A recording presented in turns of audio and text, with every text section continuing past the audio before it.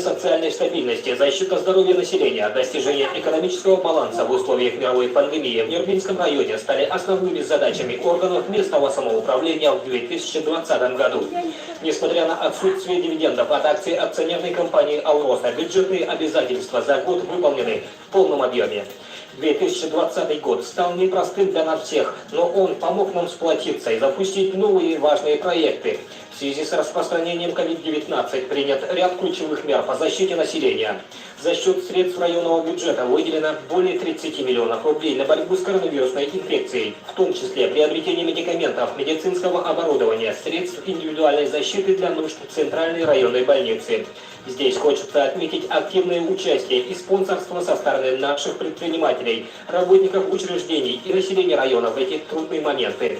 Это время показало нашу сплоченность и большое желание помочь друг другу. В рамках плана мероприятий Года памяти и славы в Российской Федерации, Года патриотизма в Республике Саха-Якутия, посвященный 75-летию Великой Победы, все мероприятия прошли с соблюдением санитарных требований. В рамках благотворительной акции «75 добрых дел» организованы субботники, тимуровские выходы в помощь ветеранам тыла, вдовам ветеранов войны и детям войны.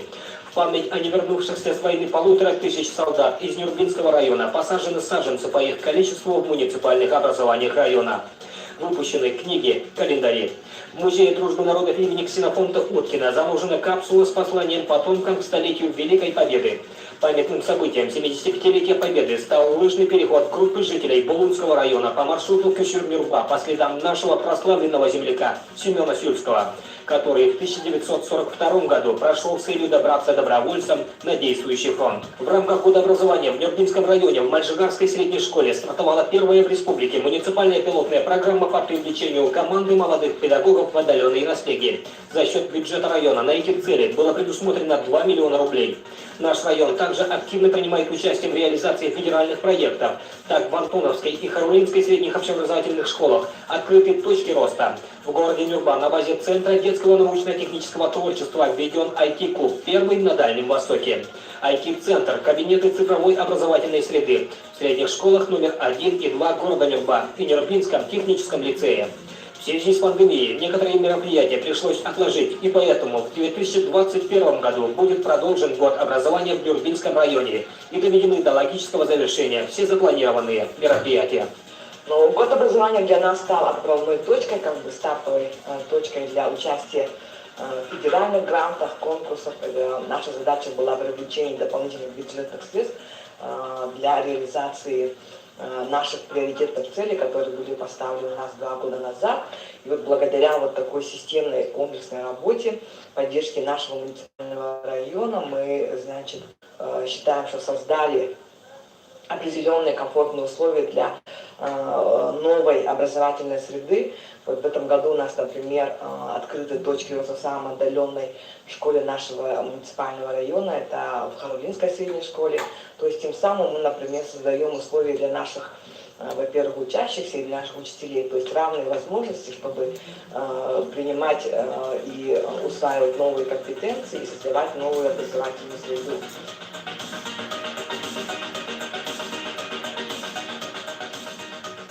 В рамках национального проекта «Демография» завершается строительство самого крупного объекта района – детского сада на 280 мест в городе Нюрба. Вот объекта планируется в феврале этого года. Завершено строительство детского сада в селе Дикемля. Также ведется строительство детских садов в селах Мар и Ханалас, школ-садов в селах Чапанда, Чукар и Эдей, школы на 176 мест в селе Кюндядя с актовым залом, школы искусств в селе Малакай, Дома народного творчества на 250 мест в городе Нюрба, многофункционального центра культуры и 4-квартирного жилого дома для молодых специалистов в селе Саелы. 9 октября прошло торжественное открытие мостового перехода через речку Тюкян на 702-м километре федеральной автодороги Вилюй. Благодаря мосту обеспечен круглогодичный проезд на данном участке. Это в конечном счете значительно повысило транспортную доступность республики. В рамках национального проекта «Безопасные и качественные дороги» отремонтирована муниципальная автомобильная дорога Нюрба-Сюля протяженностью 4 километра на общую сумму 43,5 миллионов рублей. По концессионному соглашению ремонтируются муниципальные автомобильные дороги Хатын-Сысы-Саилы протяженностью 46 километров и Балыкай-Хаты протяженностью 26 километров. Работы будут завершены в 2021 году. За последние 3 года на асфальтирование улиц города было направлено около 200 миллионов рублей. В 2020 году за счет бюджета Нюрбинского района выполнено асфальтирование участков 5 улиц в городе Нюрба и селе Антоновка протяженностью чуть меньше 4 километров. С целью строительства канализационно-очистного сооружения в городе Нюрба приобретается оборудование. Часть оборудования уже прибыла в Нюрбу. Строительство объекта начнется в этом году и завершится в 2022 году. С вводом очистного сооружения будет проведена рекультивация Нюрбинской свалки. Между ООО ЖКХ «Альтернатива» и администрацией муниципального района Нюрбинский район подписано концессионное соглашение на строительство канализационно-очистных сооружений мощностью 1000 км в сутки. В настоящее время разработка проектно-сметной документации находится на стадии завершения. Скоро она должна пойти на государственную экспертизу. В соответствии с новым дополнительным соглашением канализационно-очистные сооружения будут введены в строй во втором квартале 2022 года. В сфере сельского хозяйства, традиционно являющегося одним из основных занятий населения района, произошли позитивные изменения. Самым значимым событием в сельском хозяйстве района стало открытие отделения генофондного государственного предприятия «Якутский скот» в Чкалово-Канинского наслега. Из Амкинского, Намского и Горного районов были подвезены 50 голов аборигенной породы якутского скота, в том числе 20 коров. Для их содержания частным предпринимателям построен коровник на 100 мест. В 2021 году объект будет выкуплен Министерством сельского хозяйства Республики Саха-Якутия. В последующем нам предстоит увеличить поголовье якутской породы до 150 голов. В ближайшие годы федеральное генофондное предприятие «Якутский скот» их еще будет завозить. Главой Республики Саха-Якутия Айсеном Николаевым поставлена задача в 2024 году довести число аборигенной породы крупного рогатого скота до 1000 голов. В том числе будет и вклад Нюрбинского района. Всего же в 2020 году по району введено в строй 7 коровников. По району отмечается повышение интереса к занятиям личным подсобным хозяйством. Для поддержки многодетных и малоимущих слоев сельского населения по заявкам бесплатно распределено более 200 телят муниципальных предприятий акционерного общества Кюльдядинское и открытого акционерного общества МТС «Агро-Нюрба» жителям района. В целях улучшения породы мегажекской породы из Республики Марыэль приобретены 4 лошади породы «Русский тяжеловоз» для нужд акционерного общества Кюльдядинское и акционерного общества «Конный завод» имени Степана Васильева. В 2020 году получен высокий урожай кормовых и зерновых культур. Нюрбинской кормовой компанией за 3 года восстановлено 815 гектаров заброшенных пашин. Сезонные задания по сенокосу и силосу выполнены. В это нелегкое время одним большим подспорьем стала поддержка субъектов малого и среднего предпринимательства. Выделена субсидия за счет бюджета района свыше 2 миллионов рублей. Предоставлены микрозаймы из Фонда поддержки малого предпринимательства Нюрбинского района субъектам малого предпринимательства на сумму 7 миллионов 350 тысяч рублей. Продолжилась поддержка развития местного производства и работа по созданию благоприятной среды для развития бизнеса в районе. В числе реализованных проектов можно назвать открытие цеха по переработке молока в селе Хатын-Сысе, хлебопекарни в селах Киров, Хаты, Сайлык, Малыкай, чайной и цеха по шиномонтажу в селе Кюльдядя, столярного цеха в школьном бизнес-инкубаторе Мархинской школы, Центра бытовых услуг в селе Мар. В рамках социальной поддержки граждан в 2020 году введены новые направления, в том числе на реализацию Нюрбинского муниципального материнского капитала «Нюрбинская семья» было предусмотрено 7,5 миллионов рублей. Данная мера социальной поддержки многодетных семей, родивших после 1 января 2020 года 4 или последующего ребенка, составляет 100 тысяч рублей и является в республике единственной на уровне районов. В текущем году сертификаты получили 70 семей. Нюрбинский семейный капитал многодетным семьям будет выдаваться до 2024 года. В рамках муниципальной целевой программы обеспечения населения Мархинского куста чистой питьевой водой приобретены водовозки для Кангаласского и Маджигарского наследов. Нюрбинский район является единственным муниципальным районом, где предусмотрены муниципальные социальные меры для социальной защиты нашего населения. 2017 года мы предусмотрели единовременную материальную помощь на благоустройство, на капитальный ремонт отдельным категориям граждан. Это именно ветеранам тыла, инвалидам первой категории, детям с заболеванием ДЦП в размере по 200 тысяч рублей. На сегодня, в течение 3 лет, мы оказали помощь 265 нашим гражданам. Вторая социальная поддержка – это поддержка многодетных наших семей. Нюрбинский муниципальный материнский капитал «Нюрбинская семья». В этом году, в прошлом году, в 2020 году оказана помощь сертификатом «Нюрбинская семья». 70 – это единовременная материальная помощь гражданам с онкологическими заболеваниями. Единовременная материальная помощь размер составляет до 100 тысяч рублей. В прошлом, в 2020 году, мы оказали помощь 29 заявителям. Четвертая муниципальная мера – это тоже для многодетных наших семей. Эта мера направлена на школьников в возрасте от 7 до 14 лет. Так, школьная транспортная карта. Школьники имеют право на льготный тариф в общественном муниципальном транспорте в сумме 5 рублей за один проезд. На данной школьной транспортной картой пользуются более 300 наших школьников.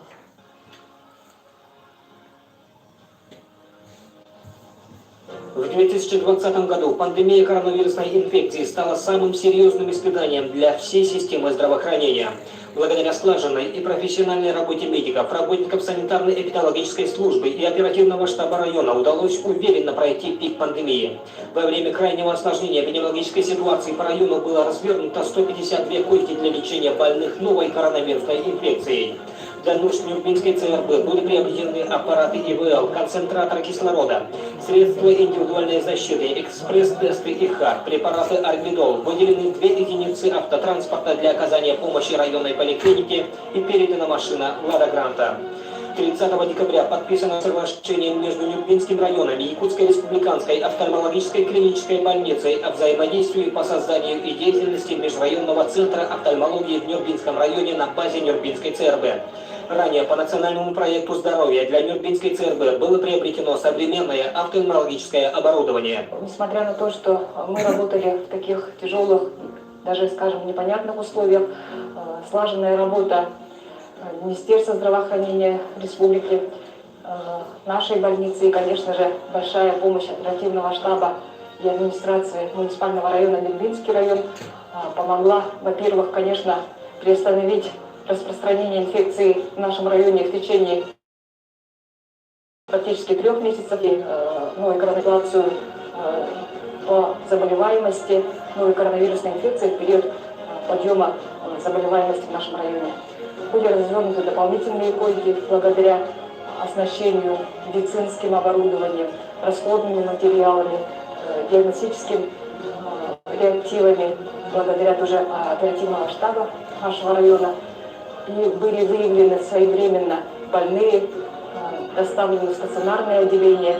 И, конечно, в настоящий момент, по состоянию на 14 января, количество выздоровевших от новой коронавирусной инфекции, начиная с июня прошлого года, составляет 90%, даже больше 90%.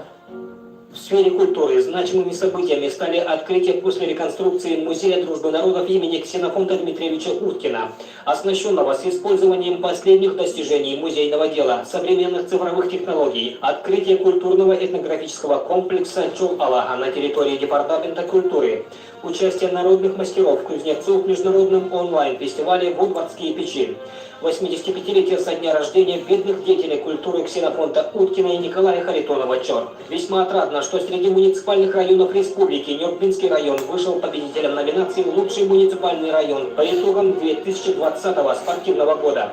Здесь есть вклад каждого спортсмена, тренера, руководителей федерации по видам спорта и других. В 2020 году нюрбинские спортсмены участвовали в 47 выездных соревнованиях. В районе проведены 8 соревнований. На чемпионатах и первенствах республики завоеван 21 золотой, 28 серебряных и 20 бронзовых медалей. На всероссийских и международных соревнованиях завоевано 10 золотых, 5 серебряных и 3 бронзовые медали. В 2021 году продолжится работа по решению стоящих перед муниципальным районом задач. В связи с тем, в 2021 году истекает срок соглашения о взаимном сотрудничестве с акционерной компанией «Алроса». По социально-экономическому развитию Нюрбинского района начата работа по его пролонгации.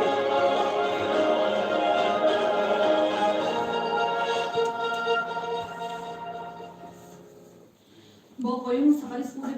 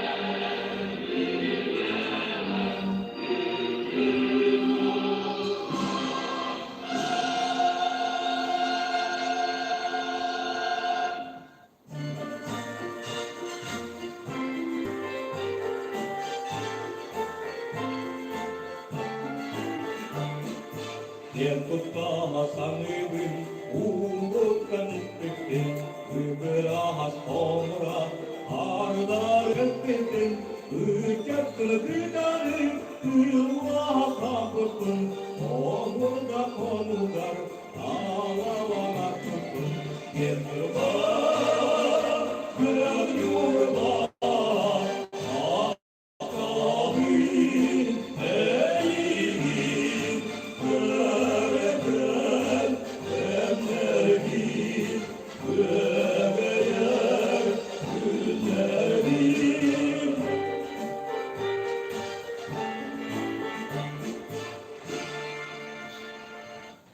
Sözlülüğünün beylerini üveliyle ilgilerine üzdük sizleri kötü bir cumhurun üveliyle.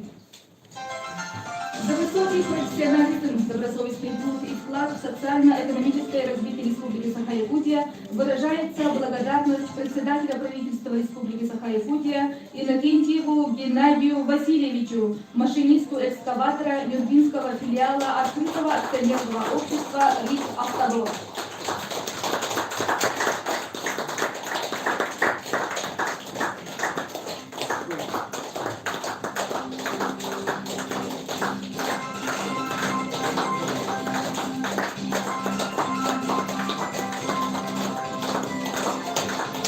Распоряжением правительства Республики Саха-Якутия от 14 мая 2020 года номером 425-Р вручается свидетельство о занесении в Книгу почета лучших трудовых династий Республики Саха-Якутия в сфере здравоохранения трудовой династии Егоровых. Награду получает представитель династии Жиркова Вера Яковлевна, отличник здравоохранения Российской Федерации, заслуженный врач Республики Саха-Якутия, почетный гражданин Нюрбинского района.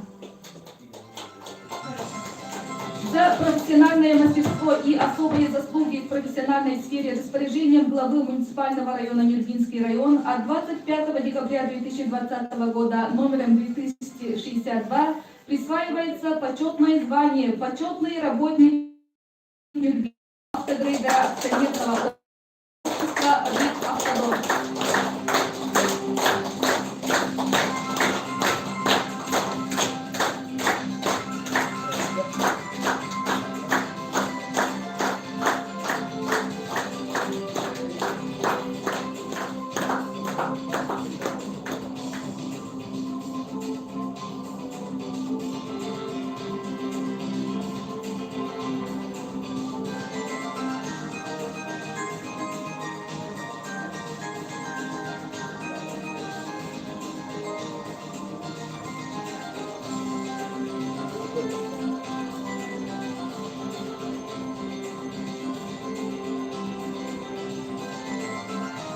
Күздік набарада ватып секретіп табылдағы жамылдары өсеті бір ағыз дәлебет, салғы Нюрбакуратын кейін оқырын еленеді, егер очень сағдар бәлдер, Лунбагар Алексей Михайлович Иннокентьевка. Дорогие жители города Нюрба, сегодня у нас итоговая встреча по работе, по отчету работы администрации Нюрбинского района за прошедший 2020 год. Мы уже с 22 числа отчитываемся перед населением Нюрбинского района, разделились на 3 рабочие группы. Первую группу возглавляю я сам, вторая группа возглавляет первый заместитель главы района Артур Янович Яковлев, и третья группа во главе заместителем главы по социальным вопросам Анны Михайловны Уларовой. Сегодня у нас последний день перед населением города Нюрба. Сегодня мы разделили по 3 округа город Нюрба. Это центральный округ, где я буду знакомить, отчитываться перед населением, перед жителями этого округа. Вторая группа будет в округе Убаян, Дальний Убаян, там Артур Янович Яковлев. И третья группа в округе Амакинка будут отчитываться Анна Михайловна Уларова. Но сегодня у меня доклад на русском языке, а так после доклада мы переходим к вопросам, а также предложениям. И сегодня наш отчет пройдет на 2 языках государственном, это и на якутском, и на русском. Тогда вот разрешите вас ознакомить с текстом доклада о проделанной работе администрации Нюрбинского района за 2020 год. Ну, перед этим я хочу ознакомить с санитарной обстановкой ситуации по ковиду в нашем районе. За весь период в районе зарегистрировано 1061 подтвержденных случаев инфекции, из них взрослых 936 и у нас детей 125. Методом ПЦР подтверждено 827 случаев, из них взрослых 738 и детей у нас 89. Методом ИХ подтверждено 234 случая, из них взрослых 198 и детей у нас 36. По состоянию на 25 января этого года впервые подтвержденных случаев инфекции у нас 3 детей. В настоящее время продолжает лечение у нас 55 пациентов с лабораторно подтвержденной диагнозом, из них на амбулаторном лечении 39, в том числе 12 детей, и на стационаре у нас 16 пациентов. Если ознакомить вот по наследам, по поселениям, у нас в городе Нюрба 38 больных, из них 28 на амбулаторном лечении и 10 в стационарном. В Антоновке 6, они все лечатся дома. В Акане 1 на амбулаторном. В Кюндяде у нас 3, 1 на амбулаторном и 2 в стационаре. В Чапанде 3, они все лечатся в стационаре. В Кибазе 1, которые лечатся в стационаре. И всего у нас дома лечатся 39 и в стационаре 16. Всего выздоровело с лабораторно подтвержденной инфекцией 959 пациентов, в том числе взрослых 846 и детей у нас 113. Из них после стационарного лечения 146, в том числе взрослых 141 и детей 5. После амбулаторного лечения у нас выздоровело 813, в том числе взрослых 705 и детей 108.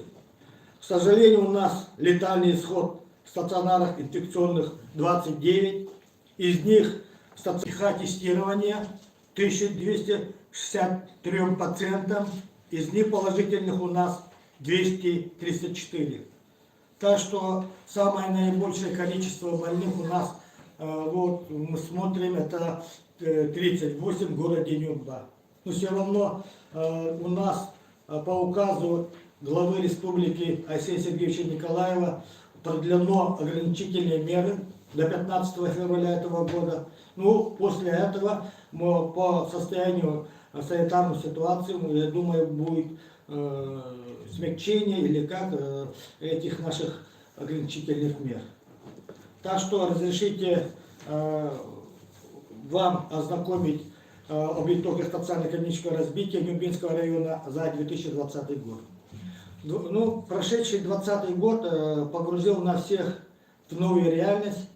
Слова коронавирус, удаленка, социальная дистанция в разговорах стали такими привычными, как маски, антисептики и тесты ПЦР в нашей жизни. Тем не менее, благодаря слаженной и профессиональной работе медиков, работников санитарно-эпидемиологической службы, оперативного штаба района удалось уверенно пройти пик пандемии. Всего за 2020 год в Нюрбинском районе, я как сказал, выявлено 986 подтвержденных случаев инфекции, из них летальных исходов за 2020 год 27. Применяется методики ПЦР, ИФА и ИХ диагностирования.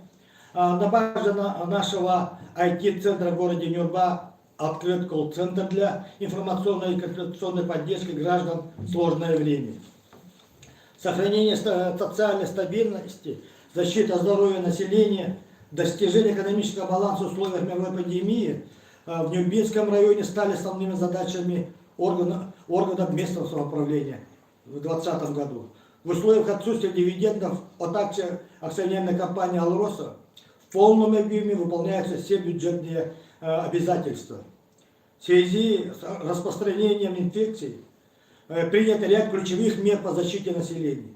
За счет средств районного бюджета выделено более 30 миллионов рублей на борьбу с инфекцией, в том числе для приобретения нужд Центральной районной больницы, это для медикаментов, медицинского оборудования, средств индивидуальной защиты. Хочется отметить активное участие наших предпринимателей, фирмы «Сахамедсервис», возглавляемые нашим известным земляком Николаем Санниковым, работникам учреждений населения района, дел оказания помощи Нюрбинска ЦРБ в столь трудные моменты. От всей души я выражаю благодарность нашим медикам и сотрудникам территориального отдела Роспотребнадзора, находящимся на переднем крае борьбы с коварной болезнью. Важнейшими событиями 2020 года явились 75-летие Великой Победы, ввод в строй мостового перехода через речку Тюкян на 702 километре федеральной автодороги Вилюй, Дни Федерации профсоюзов Республики, Дни Министерства образования и науки Республики в Нюрбе, Республиканский 9-й театральный фестиваль САТА, подписание соглашения между Министерством сельского хозяйства Республики и Нюрбинским районом по взаимодействию в сфере племенного животноводства, создание филиала генофондового государственного предприятия «Якутский скот» в участке Чкала-Поканинского наследия, 300-летие Кангаласского наследия, 125-летие со дня рождения видного нашего государственного деятеля, первого наркома образования и здравоохранения Якутской ССР Семена Донского II, открытие первого на Дальнем Востоке центра цифрового образования детей IT Куба в городе Нюрба и другие памятные мероприятия. 9 октября с участием исполняющего обязанности председателя правительства республики Андрея Тарасенко прошло торжественное открытие мостового перехода через речку Тюкян на федеральной дороге в Вилюй. Благодаря мосту, построенному мостом по заказу Правдор Вилюй в рамках федеральной программы развития системы транспорта Российской Федерации, обеспечен круглогодичный проезд на данном участке федеральной трассы Вилюй. 2020 год был объявлен годом памяти славы в Российской Федерации, годом патриотизма в республике и годом образования в Нюрбинском районе. В рамках реализации плана мероприятий года памяти славы Российской Федерации, года патриотизма у нас в республике, с охватом всех муниципальных образований района проведены благотворительные акции «Чаран Победы» и 75 добрых дел, в рамках которых организованы субботники, тимуровские выходы, оказана помощь ветеранам тыла, вдовам, ветеранам войны и детям войны. В музее дружбы народов имени Уткина заложена капсула с посланием потомкам столетия Великой Победы.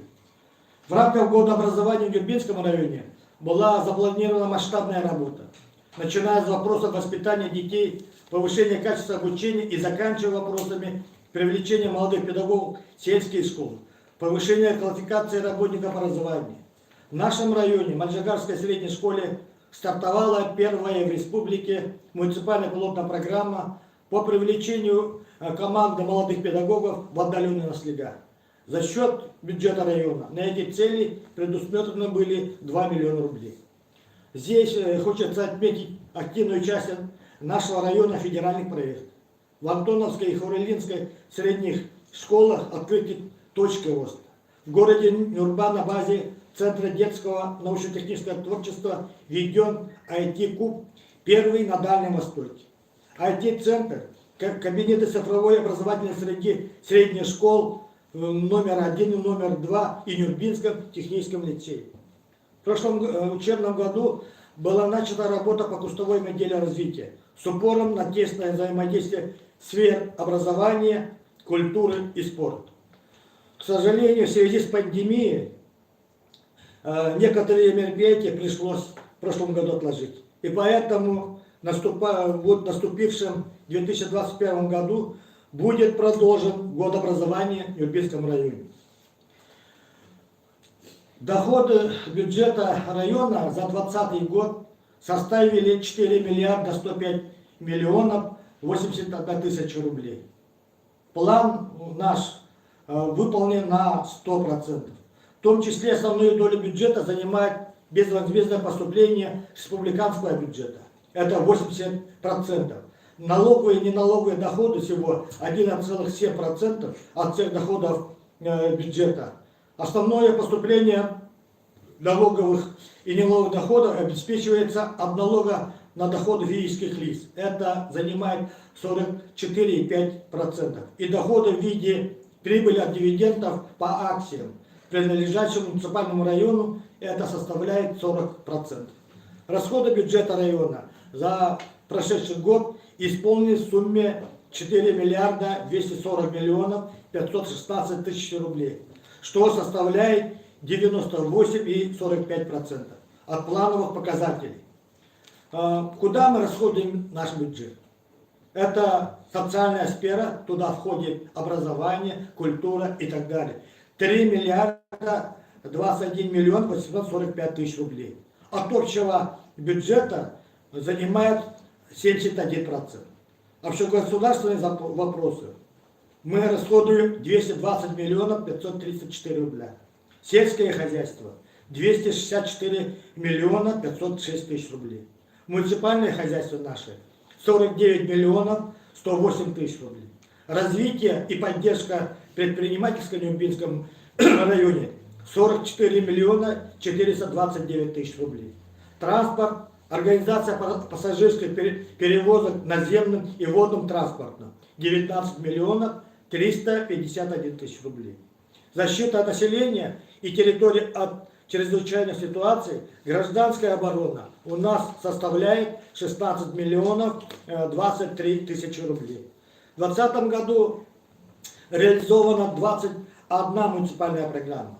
Программные расходы составили 3 миллиарда 666 миллионов. Удельный вес в районном бюджете 86,4%. Бюджетные инвестиции произведены в сумме 591 миллион 960 тысяч рублей. Или 95% от годового плана, в том числе за счет федерального бюджета у нас составляет 256 миллионов 893 рубля. Государственного бюджета республики 64 миллиона 962 тысячи рублей. Средств в рамках договора о сотрудничестве в области социально-экономического развития нашего района с компанией «Алроса» составляет 232 миллиона 326 тысяч рублей. Дивидендов от акций акционерной компании «Алроса» 37 миллионов 778 тысяч рублей. Здесь надо дать пояснение, потому что, конечно, пандемия тоже затронула финансово-хозяйственную деятельность акционерной компании «Алроса», тем более вот первое полугодие 2020 года поступление дивидендов было нулевое. В 2020 году из местного бюджета Нюрнбергский район бюджетом поселений всего направлено через иные межбюджетные трансферты в сумме 28 миллионов 174 рубля. В 2020 году муниципальное образование Нюрнбергского района участвовали в республиканском конкурсе программы поддержки местных инициатив, так называемом в народе ППМИ. По итогам конкурса отбора 15 муниципальным образованием поселений и муниципальному району на реализацию 18 проектов выделено с госбюджета республики 27 миллионов рублей. Софинансирование из бюджета муниципальных образований и нашего района составило 4 миллиона 20 тысяч рублей. Вклад со стороны населения и спонсоров 2 миллиона 871 тысяча рублей.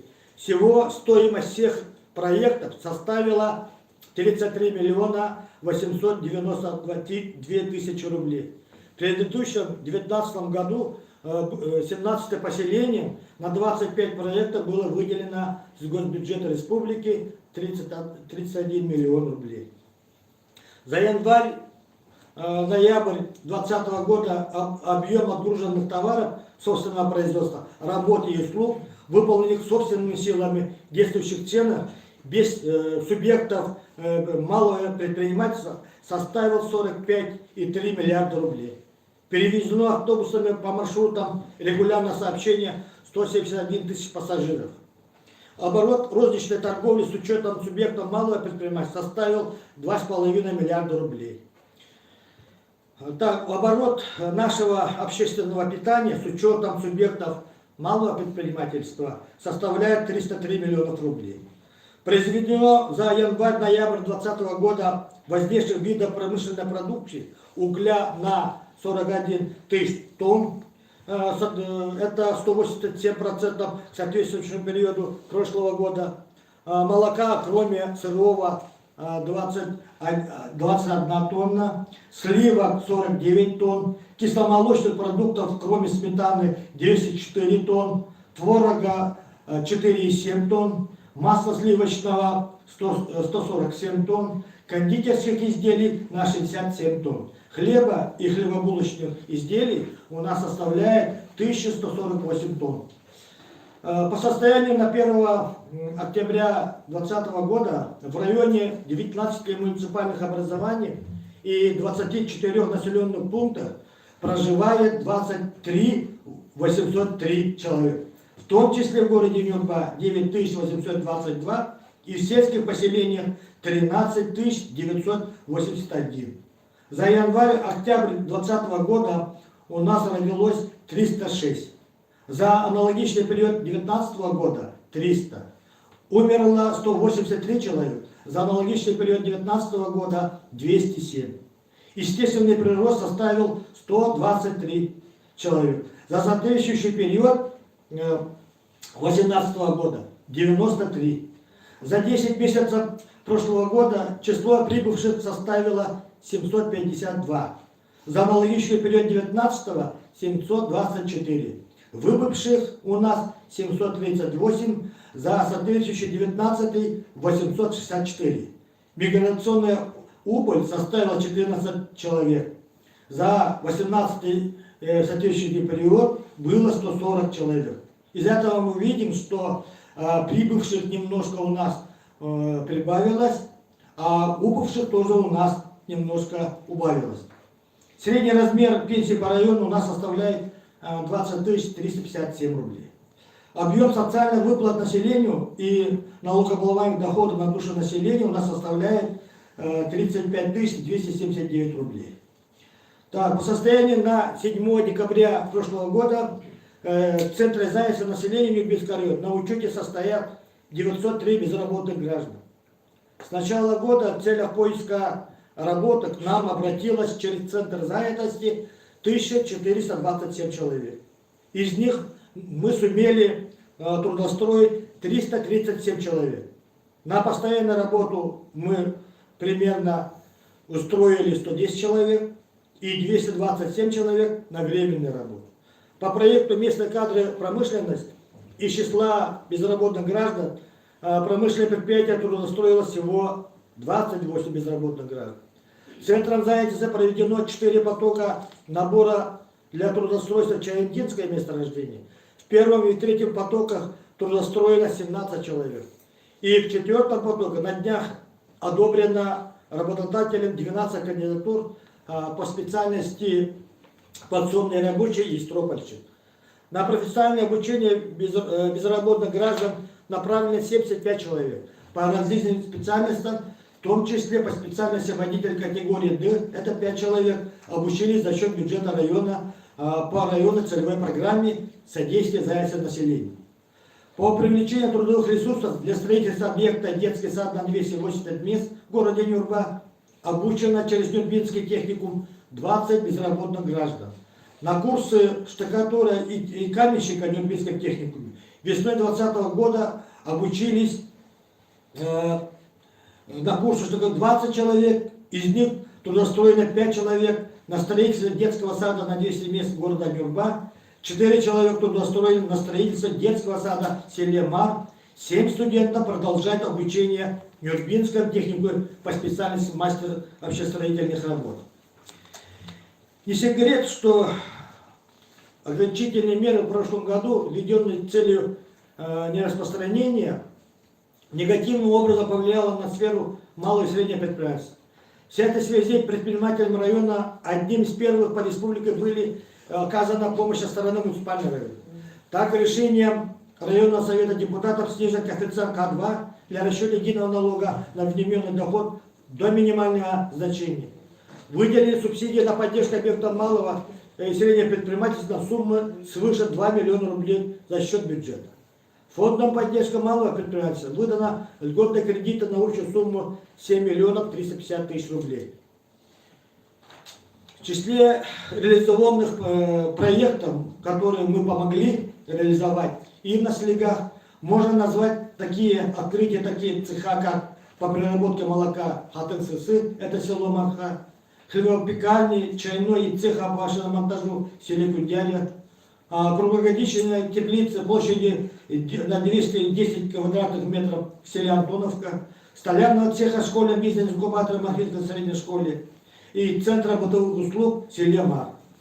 Также памятным событием в сфере предпринимательства стали поварские курсы метра якутской кухни Иннокентия Табахова в марте с участием 37 поваров и любителей из 10 наследников района. Участие генерального директора общества ограниченной ответственности СМУ Павла Потапова, заседание комиссии по вопросам социально-экономического развития Дальнего Востока под руководством председателя правительства Российской Федерации Михаила Благович, участие предпринимателя Николая Сотникова во всероссийском конкурсе водителей большегрузных машин и другие мероприятия. По сравнению с предыдущими годами в связи с пандемией заметно спала активность работы в сфере строительства. Со стороны республики были секвестированы объекты строительства образовательных учреждений в ряде наследов, ранее включены в программу Республиканского движения добрых дел. Но ряд важных объектов мы продолжили за счет средств акционерной компании «Алроса», поступающих в бюджет района по двухстороннему соглашению. В рамках национального проекта «Демография» завершается, и мы будем открывать торжественные обстановки детский сад на 280 мест в городе Нюрба. 30 декабря прошлого года мы получили разрешение на год. Завершено строительство детского сада на 35 мест в селе Дикинга.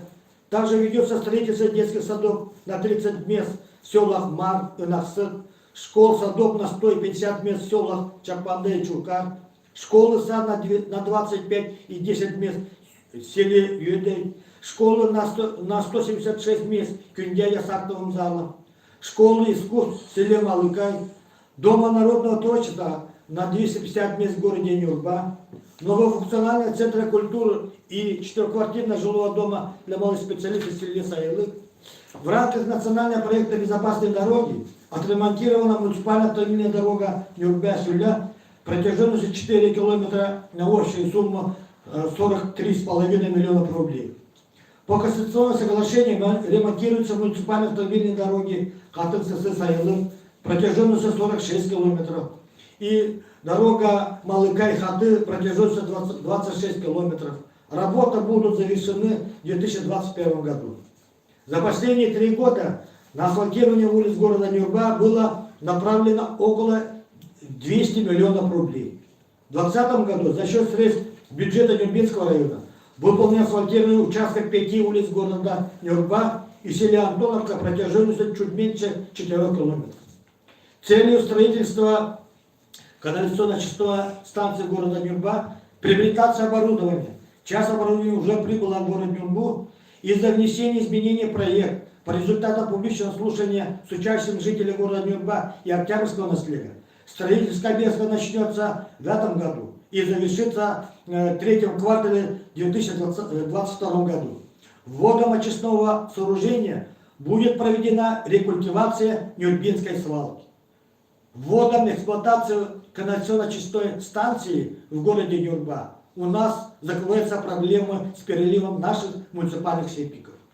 За январь-сентябрь 2020 года проведет капитальный ремонт 12 учреждений системы образования нашего района на сумму более 34 миллионов рублей.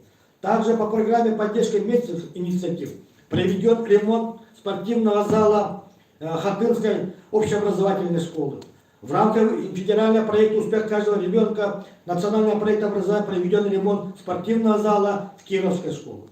В рамках реализации мероприятий по обеспечению жильем молодых семей за отчетный прием на получение социальных выплат и на приобретение жилых помещений или на строительство индивидуального жилого дома получили наши 17 молодых семей всего на сумму 18 миллионов 35 тысяч рублей.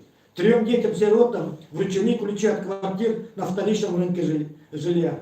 За 11 месяцев 2020 года введено действие 131 единиц жилья с общей площадью 10 811 квадратных метров или 112%. К январю, к ноябрю, если сравнить, 2019 года. В том числе индивидуального жилья на 10 620 квадратных метров. По состоянию на 1 декабря прошлого года поголовье крупнорогатого скота у нас составило 13 385 голов. Это немножко увеличение с прошедшим 2019 годом. Кстати, в том числе поголовье коров у нас составило 4787 голов. Поголовье лошадей во всех категориях хозяйств составило 13 086 голов. Поголовье свиней у нас 180 голов. Птиц уменьшилось на 9,8% и составило 43 177 голов.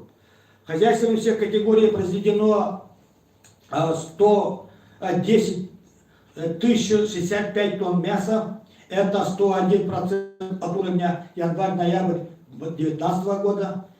10 537 тонн молока. Это 91,5%. И 11 миллионов 272 тысячи штук яиц. Яиц мы получили 106%.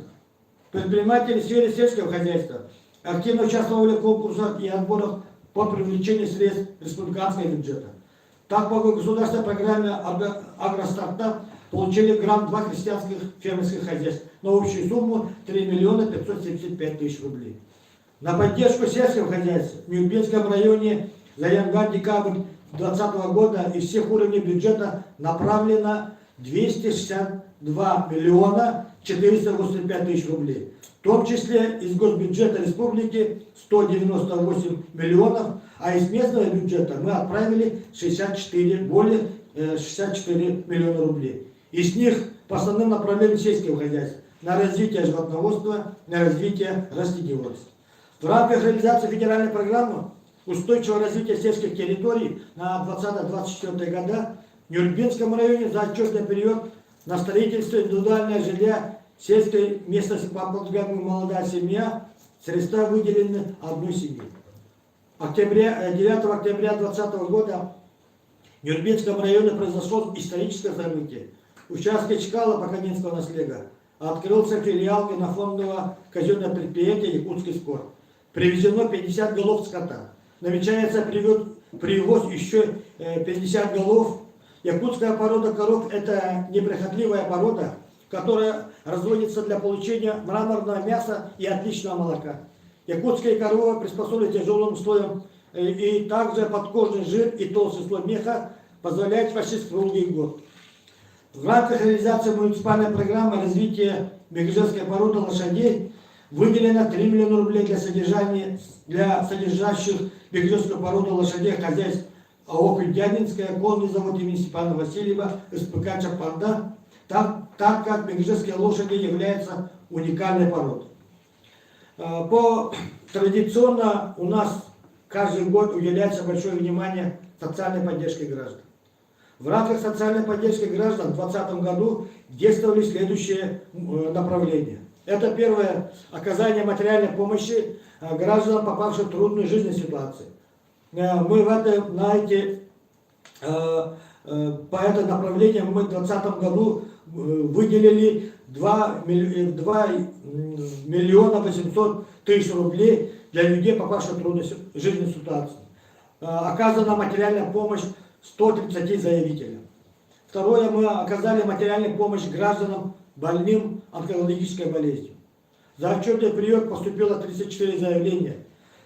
Все они были удовлетворены. Материальная помощь была оказана на общую сумму 2 миллиона 95 рублей.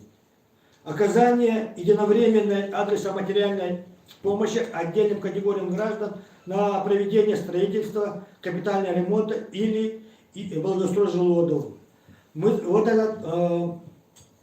Вот эту программу мы уже реализуем на территории Нюрбинского района с 2018 года. В 2018 году мы выделяли 20 миллионов, в 2019 мы выделяли тоже 20, а в прошлом году мы выделили 10 миллионов рублей. Вот в 2020 году по единовременной адресной материальной помощи отдельным категориям граждан воспользовались 50 заявителей на общую сумму 9 миллионов 900 тысяч рублей. Ну, когда мы ездили с отчетом по наследям, было много предложений от населения включить отдельные категории граждан, которые могут воспользоваться этой поддержкой. Эти наши пожилые люди, которые не входят ни в какие категории, это дети войны. Так что я дал поручение Анне Михайловне Уларовой, в этом году надо предусматривать средства тоже для отдельных граждан. Выдача сертификатов муниципального материнского капитала «Нюрбинская семья». Сертификаты муниципального материнского капитала «Нюрбинская семья» в минувшем году получили 70 семей на общую сумму более 8 миллионов рублей. Данная мера социальной поддержки многодетных семей, родивших после 1 января 2020 года 4-го или последующего ребенка, является в республике единственной на уровне района. Также обеспечение льготной транспортной карты школьников семей до 14 лет. Наши дети, у них плата за проезд установлена 5 рублей. Единовременная выплата к 75-летию победы Великой Отечественной войны отдельным категориям граждан. В прошлом году мы оказали помощь участникам Великой Отечественной войны в размере 50 тысяч рублей. Ветеранам тыла и детям войны мы выделили единовременную материальную помощь на общую сумму 1 200 000 рублей. Также единовременная выплата отдельным категориям граждан в связи с введением режима повышенной готовности. К отдельным категориям мы отнесли инвалидов первой группы, детей инвалидов, многодетных семей. С районного бюджета была оказана помощь 631 гражданам на общую сумму 2,5 миллиона рублей. В целях поддержки многодетных и малоимущих слоев сельского населения по заявкам бесплатно было распределено более 200 телег муниципальных предприятий. Это акционерная компания Куйдянинская и предприятие МТС Агро. Так, в коллективе Нюрбинской районной больницы насчитывается всего 676 работников. В том числе 87 врачей, это составляет 80% от необходимой общей обеспеченности. По сравнению с 2019 годом обеспеченность врачами повысилась примерно на 5%. Сертифицированность врачей составляет 100%, а 31% врачей имеют по 2 и более смежных специальностей. Обеспеченность средним медицинским персоналом составляет 100%, что достигнуто за счет открытия в городе Нюрба филиала Якутского медицинского колледжа. Направлена заявка Минздрав Республики на подготовку акушеров для обеспечения потребностей в сельской местности. По состоянию на 30 ноября прошлого года в Центральную районную больницу на работу впервые прибыли 9 врачей и 14 специалистов среднего медперсонала. На этот же период времени убыло 8 врачей и 12 специалистов среднего персонала в связи с поступлением, а также с выходом на пенсию, с переездом на другое место жительства. Благодаря слаженной и оперативной работе Министерства здравоохранения, Северо-Восточного федерального университета, Якутского медколледжа и администрации района, в трудный коронавирусный период Нюрбинский район на усиление прибыли 5 врачей-ординаторов, которые обучаются по программам целевого обучения. За счет районного бюджета приобретена партия тестов ИХ в количестве 1750 штук, лекарственных препаратов Орбидол в количестве 1700 упаковок для выдачи больным гражданам старше 65 лет и больным членам их семей. По решению районного оперштаба тесты ИХ, анализа и Орбидол были переданы эпидбригадам районной больницы. В марте для нужд противотуберкулезного диспансера был приобретен автомобиль УАЗ На ней специалисты диспансера обеспечивают безопасный перевод больных с открытой формой туберкулеза в противотуберкулезную больницу города Якутска. Также в ноябре, период наиболее сложной эпидемиологической ситуации, приобретен автомобиль «Лада Грант» для нужд эпидемиологических бригад Нюрнбергской ЦРБ. В связи с увеличением количества выездов медицинских работников на дому, увеличением количества вызовов, дистанционным обслуживанием рецептов, по заданию главы района были выделены 2 единицы автотранспорта для оказания помощи районной поликлиники. В ноябре при личном посредничестве главы района достигнуто соглашение с компанией «Алрос» об оказании материальной помощи Нюрнбергской ЦРБ в размере 2 миллионов рублей. Средства будут направлены на приобретение медикаментов, оборудования и СИЗО. В период крайнего осложнения ситуации по району было развернуто 152 койки для лечения больных инфекцией на базе Нюрнбергской центральной районной больницы. В связи со стабилизацией обстановки инфекционное отделение, открытие на базе отделения терапии реабилитационного центра Антоновской и Чапаинского врача были закрыты и теперь работают по своему профилю. Во многих отношениях 2020 год оказался для всех неординарным. Пандемия внесла свои коррективы во все структуры экономики. С определенными сложностями столкнулась и сфера культуры. Особенности в плане проведения культурных и массовых мероприятий, повседневной работе учреждений культуры. Ведь деятельность учреждений культуры – это прежде всего тесная непрерывная связь с людьми, с каждым из нас. Но вместе с этим в 2020 году мы все перешли на другой уровень. Век развития современных информационных технологий, функционирование дистанционной и удаленной работы требует определенных знаний и умений. Владение всеми технологиями для работы на всех социальных площадках и для пользования всеми существующими, прогрессующими одновременно IT-программами. Несмотря на сложившиеся обстоятельства, этот год прошел насыщенно, ярко и интересно. В 2020 году мы торжественно открыли новые объекты, такие как здание Баянского филиала Нюрнбергской беспоселенческой централизованная библиотека, Дом народного творчества на 170 мест в селе Малыкай. И своими силами построили досугово-этнографический комплекс Джолтюгета, где мы постарались воплотить наши лучшие и креативные идеи. Финансирование Джолтюгета было предусмотрено по программе поддержки местных инициатив. Значимым событием стало открытие после реконструкции музея дружбы, оснащенного с использованием последних достижений музейного дела, современных цифровых технологий. В 2021 году планируется открыть еще нескольких объектов. В феврале этого года детского эстетического центра в селе Малыкай. В декабре 2021 года открытие Дома народного творчества на 250 мест в городе Нюрнберг. Начато строительство Дома народного творчества в селе Антоновка, ввод которого планируется в декабре 2021 года. Все это события свидетельствуют о динамичном развитии сферы культуры в Нюрнбергском районе, направлено на долгосрочный результат. Весь 2020 год в сфере культуры района прошел под эгидой КИ региона 5 Искута в связи с 75-летием Великой Победы. В 2020 году нюрнбергские спортсмены участвовали в 47 выездных соревнованиях. В районе проведены 9 соревнований. На чемпионатах и первенствах республики завоевано 21 золотая, 28 серебряных и 20 бронзовых медалей. На всероссийских и международных соревнованиях завоевано 10 золотых, 5 серебряных и 3 бронзовых медали. Проведено генетическое исследование по раннему выявлению одаренных детей в сфере спорта. Количество обследованных детей составило у нас 52 ребенка. Ведется плодомерная подготовка спортсменов по национальным видам спорта игры Манчар. Также пристальное внимание уделяется адаптивному спорту.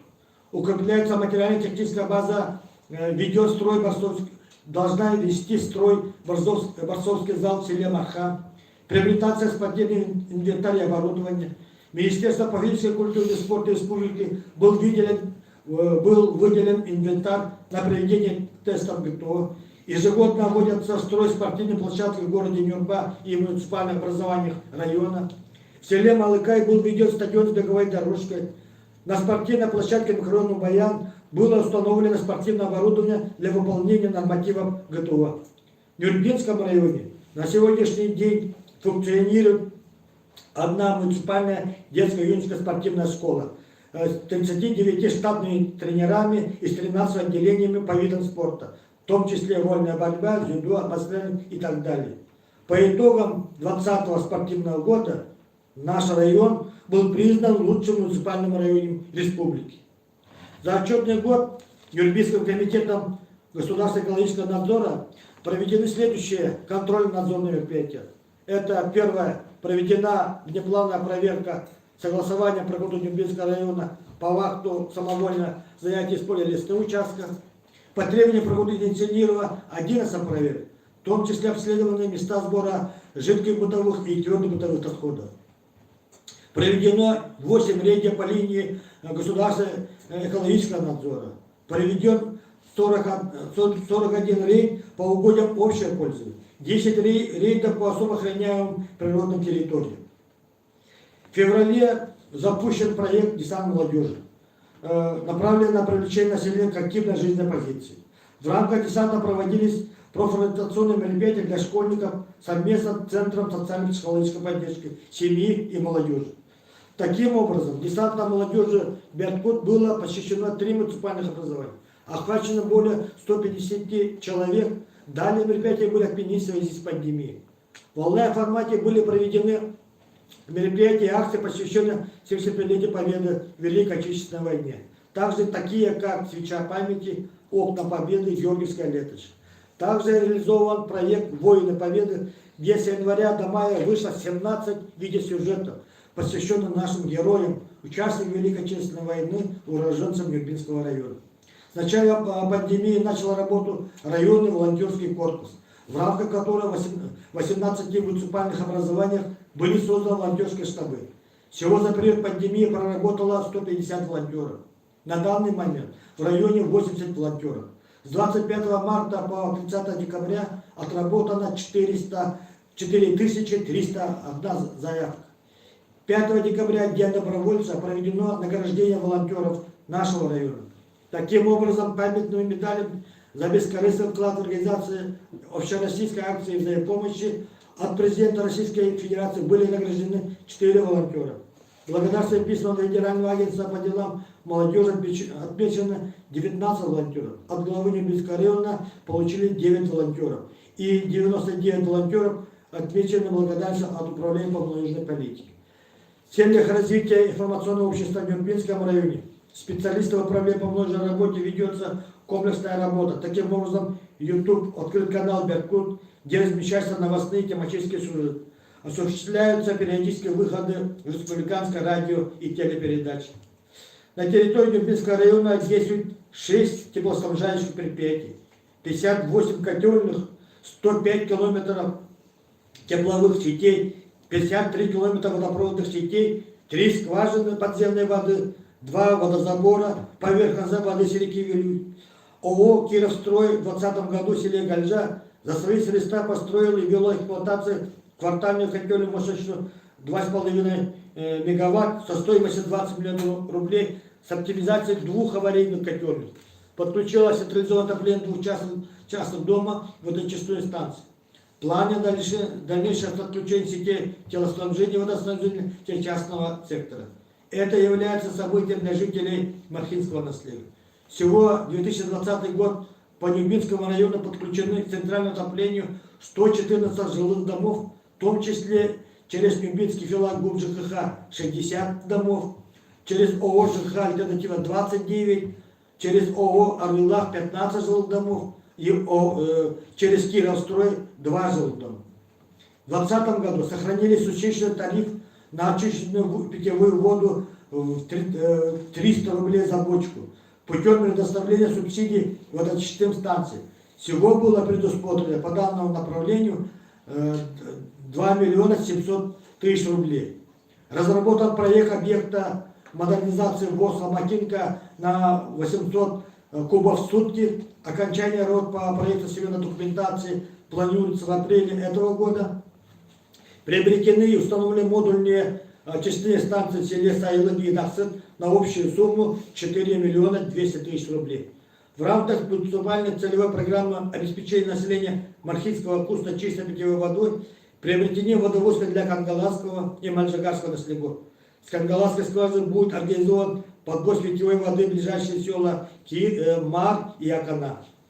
В минувшем 2020 году на территории Дюрбинского района сложилась сложная паводковая обстановка с подтоплениями. Вскрытие сопровождало образованием заторов льда на отдельных участках реки Вилюй с превышением средних многолетних значений. В городе Нюрба, микрорайоне Речников, были подтоплены 7 дворовых участков, заблаговременно отселены 8 семей, всего 17 человек, из них 8 детей. Из резерва администрации муниципального района была произведена материальная помощь пострадавшим семьям от весеннего паводка. В 2020 году зарегистрировано 25 лесных пожаров. Общая площадь лесных пожаров составила 12 472 гектаров, в том числе 12 143 гектара, покрытые лесом, и 329 гектаров не лесная. Задействовано на тушение лесных пожаров сил и средств. Это мобилизация населения 103 человека, работники Нюрбинской филиала ГАУ «Центральлес» 11 человек, работник Верхнеюрьевской филиала ГАУ «Якутлесресурс» 11, авиалесохраны 10 человек. Мы привлекали технику МТЗ-82, это 11 единиц, автомашина ЗИЛ 1 единица, бульдозер Шанто 1 единица и водовозная техника 2 единицы. Если перейти в образование, в 2020 году является юбилейным годом для дошкольного образования республики. Дошкольный отдел рассмотрел вариант организации работы в детских садах нашего района в условиях сохранения риска распространения заболеваний. Предварительно составлены списки 91 дежурных групп с охватом 1168 детей из 7 работающих в структурах жизнеобеспечения населения в количестве 924 семьи, из семей социальной защиты в количестве 104. Дошкольная образовательная организация ежегодно участвует в различных международных всероссийских конкурсах. В этом году Центр развития ребенка, детский сад «Ромашка» Антон стала победителем Всероссийского открытого осмотра конкурса «Детский сад года 2020». Победитель Всероссийского открытого конкурса «Лучшая практика дошкольного образования в Российской Федерации» – это детский сад Малышов города Нюрба, детский сад Бегейт имени Александра Ильича Гамса, победитель Всероссийского конкурса «100 лучших детских садов России» и лучший муниципальный детский сад. В феврале 2020 года на базе ЦДМТТ прошел городский региональный чемпионат по конструированию для детей дошкольного, где приняли участие 52 команды из Вилюйского региона. С 5 по 9 сентября 2020 года воспитанники детского сада Бегейт Николай Берчин и Александр Владислав участвовали в международном онлайн-соревновании по робототехнике в городе Танчжон, Южной Корее. С 20 по 21 года всеми образовательной организацией произведен полный переход к электронному журналу. По графику проводится проверка заполнения данных, отчет приложений. Всего по району окончили в 2020 году 11 класс 271 выпускник. Из них медалистов 23. Нюрбинский технический лицей, у них медалистов 9. Антоновская 1. Нюрбинская школа номер 1 4. Школа номер 2 медалиста. Хатынская средняя школа 1. Кюдягинская 1. Мальжигарская 2. Аканинская 1. Мархинская 2. Непростая эпидемиологическая ситуация дала шанс нашим выпускникам получить аттестат с отличием. Аттестат с отличием получили только те выпускники, которые не только закончили год на одни пятерки, но и закрыли на отлично оба полугодия. ЕГЭ в этом году сдавали не все, в прошлом году, а только те выпускники, которые планируют поступить в ВУЗ. По критерию выполнения за 2020 год положительная динамика наблюдается по географии, якутскому языку, стабильный уровень по английскому языку, снижение процентов выполнения по математике, профильный уровень информатики, химии, обществознания. По средним баллам, по сравнению с прошлым годом, снижение отмечается по химии, математике, информатике, биологии, английском и так далее. В целях поддержки одаренных детей в районе выстроена система олимпиадной работы и работа программы, на которой пришли школьники района, проходила в онлайн-режиме. Особо востребованным приложением организации этого обучения в Нюрнбергском районе стало приложение Zoom. Однако есть семьи, в основном многодетные, где у каждого ребенка есть персональный планшет или компьютер. По решению оперативного штаба Нюрнбергского района приобретено 150 планшетов для детей из малообеспеченных семей. Все планшеты приобретены за счет средств Нюрнбергского района. Организация ГИА в 2020 году, также ЕГЭ в этом году, в прошлом году, с учетом соблюдения всех санитарных рекомендаций. В районе работали 8 пунктов проведения экзамена, в которых, согласно заявлению выпускников, приняли участие 131 выпускников текущего года. 11 выпускников прошлых лет и выпускники из других образовательных организаций республики. Экзамены прошли в штатном режиме. Недопущенных по ковид нет, удаленных нет. Решением районного совета депутатов от 4 сентября 2020 года было принято решение об обеспечении питания обучающих муниципальным общеобразовательным учреждением Нюрнбергского района. Рационом стоимостью 80 рублей для льготной категории обучающихся и 70 рублей для остальных. К льготной категории обучающихся относятся всего 2707 детей. Это дети из многодетных семей, 3 ребенка и более, и дети из малообеспеченных семей, дети-инвалиды и дети с ограниченной возможностью здоровья. Так, обеспеченность кадрами у нас на конец 2020 года образовательные организации подведомственных управления образования работает 1179 педагогических работников, в том числе 110 руководящих работников, это директора, заведующие и их заместители. Общее количество работников системы образования Нюрнбергского района составляет 2250 человек, из них 72 работника старше 65 лет. В школах работает 1374 человека, в детских садах 769. Так что я вкратце ознакомил о проведенном работе администрации Нюрнбергского района, всеми структурными подразделениями, поселениями за отчетный 2020 год. Спасибо. Спасибо. Сейчас переходим к вопросам. Отчет проходит на 3 площадках. Это онлайн-платформа Zoom, YouTube-канал ТРС Нюрба и 2 инстаграм-площадки. Это МН Нюрбинский район и ТРС Нюрба. Вопросы уже поступают. Итак, почему на мостах до Уваяна нету тротуаров, спрашивают. Так, Константин, здесь присутствует заместитель руководителя строительного управления Нюрбинского района Константин Русланович Иванов. Можете и на русском, и на якутском. Здравствуйте. Тротуары мы планируем уже в этом году. В прошлом году из-за погодных условий мы не успели удалить тротуары. В этом году. В этом году у нас есть через строительное управление будем изыскивать средства по завершению асфальтированной улицы Чудоскова через Дальний Уваян, и мы должны дойти до федеральной дороги, и будем асфальтировать улицу Манчару, и также будем асфальтировать улицу в селе Антоновка. В планах 2020 года это будем асфальтировать участок от улицы Героя Советского Союза Николая Петровича Кудряшова, которая идет улица в аэропорту, до объездной дороги через микрорайон Бекджоли. Примерно в планах такие работы по улицам города Нюрба и села Антоновки. А мостовой переход через речку Тюкян, облагораженный, бетонирование, дорожка будет в этом же году. Спасибо. Почему здание хирургии очень холодно? Будет ли проведен капитальный ремонт? Здесь присутствует главный врач Нюрнбергского района Наталья Николаевна Павлова. Здравствуйте. Капитальный ремонт предусмотрен в рамках программы модернизации здравоохранения первичного звена на 2021 и на 2022 годы. То есть в этом году ремонт у нас начнется и будет продолжаться он 2 года.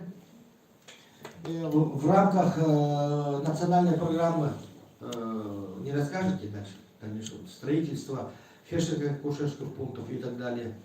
Ну, была утверждена программа модернизации первичного звена здравоохранения Республики Саха-Якутия первым из регионов по Российской Федерации, утвердил наш глава республики. И в рамках этой программы в Нюрбинской ЦРБ планируется ремонт, как я сказала, лечебного корпуса, это корпуса хирургии, и в 2023 году капитальный ремонт здания районной поликлиники. Также планируется строительство Махинской врачебной амбулатории, это село Хатанцеги, и строительство второй очереди, как мы раньше называли, сейчас называется межрайонный медицинский центр в городе Нюрба. Также в этом году запланировано переоснащение рентгенологического оборудования, то есть в этом году у нас будут заменены 2 ФЛГ-аппарата, это стационарный, который у нас стоит в районной поликлинике, и передвижной ФЛГ-аппарат, тоже будет произведена замена, то есть закупка нового оборудования. Также будет заменен рентген-аппарат, который находится в здании хирургического отделения. Также до 2025 года планируется переоснащение и хирургического отделения, и травматологического отделения, ну, в целом по нашей центральной районной больнице. Спасибо. Когда начнут строительство Убаянской школы? Так, здесь присутствует начальник управления образования Нюрбинского района Александра Петровна Гунова, а также вот мы послушаем Константина Руслановича. Как раз мы утром уже переговаривали насчет этого строительства, проектно-сметной документации по строительству школы на 360 мест в микрорайоне Бая. Добрый день. У нас проблема Убаянской средней школы у нас стоит уже давно. На сегодня у нас в Убаянской средней школе обучается 351 учащийся, из них вот 95 обучающихся обучаются во вторую смену. Но у нас по программе, федеральной программе ликвидации второй смены идет планомерная работа с нашим министерством. На прошлой неделе на отчете Центра ресурсного обеспечения были озвучены изменения в государственной программе Республики Саха-Якутия развития образования 2026 года. Это 31 декабря 2020 года. И здесь у нас школа на 360 мест в городе Нюрба стоит в 2023 году. То есть с привлечением федеральных средств и с привлечением местного бюджета. Но на сегодня у нас есть проблемы по проекту. Проектные работы у нас ведутся, и при случае получения положительной экспертизы и завершения проекта до ума, то мы думаем, что мы можем даже уложиться в этот плановый период на 23-22 год. Константин Славович, меня дополните? Здравствуйте. Так, по проектным работам сейчас проект практически завершен, но проблема состоит в том, что проектные организации, занимающиеся этими работами, сейчас у них вот трудная такая ситуация, у них сейчас работников нету. Так что вот сейчас уже вот идем разговор передать другому проектанту по завершению работ проекта. Я добавлю здесь, вот работу по проектно-сметной документации был подписан договор еще в 2016 году. В 2016 году с проектной организацией Саха-проект, да? Саха еще в 2016 году. Вот поэтому мы, вот это такая маленькая проектная организация, которая вот, ну, конечно, проекты закончили. В то время в 2016-2017 году они давали на госэкспертизу. Госэкспертизу она не прошла. Мы, когда уже наша команда пришла в 2017 году, мы вот вышли на Саха вот этот проект. Заново они сдали, вот сейчас уже опять начинается у них. Ну, мы думаем, успеем. В этом году успеем, что получить госэкспертизу. И тогда уже мы смело будем уже ставить вопрос перед республиканским правительством. Конечно, нас подключили в госпрограмму. Но нам надо успевать. Все, спасибо. От тугунан иккейте кирбит уоппут нюрбага кахан келеге дебиттер, онна дальневосточный гектарынан берилет участкаттарга кахан от колдону идениталлар. Так, манда эти вопроска багалга олог жахайство тыгар энергетика холбиячи Александрович Андрейков сега бахарамберия. Это вот вопростарга. Ол дальневосточный гектар хайды киберилюте болону уточнять бехана.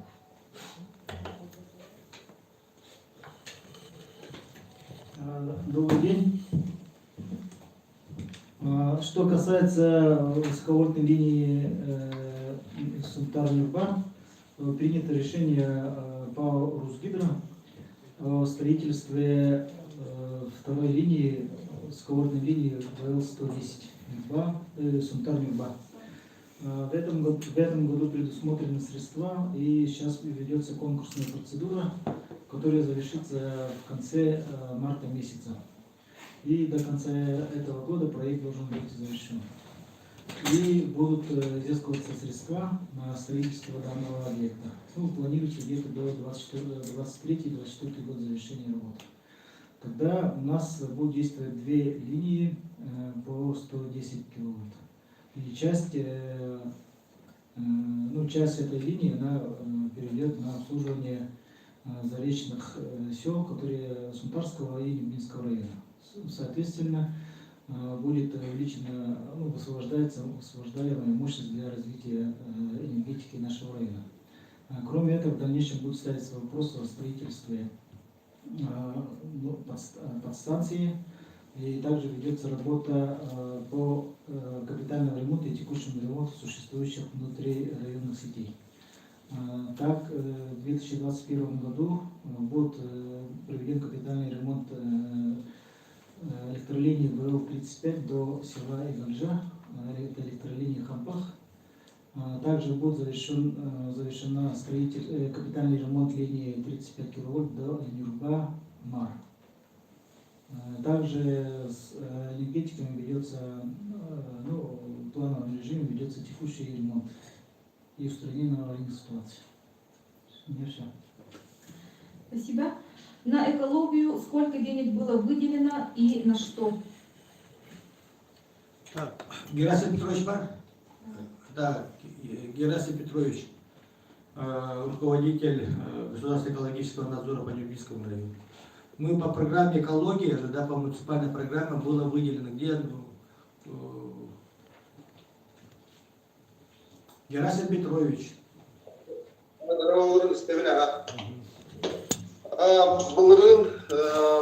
Было выделено порядка на закупку квадросокола высокопроходимой техники. И все, что ли? Вот так. Ага. Алло. Ильнер. Слышно? Что дальше? Чаппанда учебный центр Кахамилей технолог Вирахтахи Салаян Уледителя Волна Бисану. Так, Иван Васильевич Егоров, начальник департамента сельского хозяйства.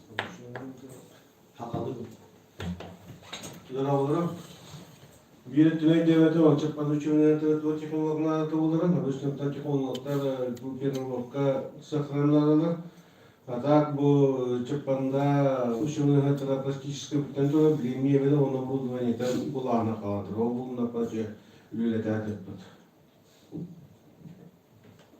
Спасибо. Мы в богатом алмазном крае живем без водопровода, подвозной водой. Когда решится этот вопрос? Алексей Андреевич, по водоснабжению города Нюрба и ближайших сел.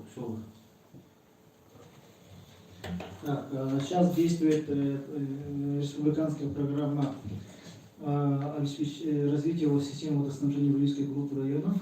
По этой программе у нас в 2020 году приобретена, установлена и действует водочная станция на 50 км в сутки в селе Гундядя. Также выделена водовозная техника.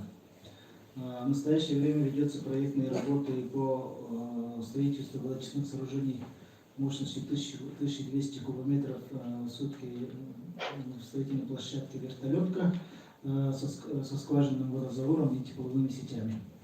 в феврале месяце будет объявлена конкурсная процедура на разработку проектно-сметной документации. По окончании этой работы будет финансирование и начнется строительство. Также мы будем по прохождению государственной экспертизы этого проекта на федеральную программу по фонду реформирования жилищно-коммунального хозяйства.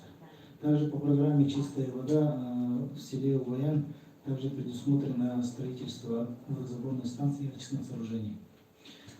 Кроме, по наследам информацию дать? Или... Нет, по городу.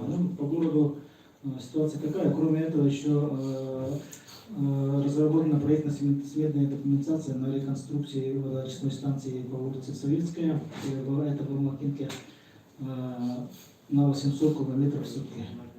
Реализация начнется, если как будут изысканы средства. Мы сейчас над этим вопросом работаем. Спасибо. У нас по Zoom поступают также вопросы. 2020 год характеризуется ростом числа зарегистрированных преступлений на 2,4%. В 2019 году тоже отмечался рост преступности в районе от прошлогодних показателей. То есть мы выглядим как криминализированный район. За 3 года вашей работы какие работы лично проведены вами по этому направлению? Спасибо. Так, Николай Борисович, Алексей, сперва послушаем заместителя начальника отдела внутренних дел по статистике, потом мы будем дальше. Николай Борисович, 2,4% увеличение преступности.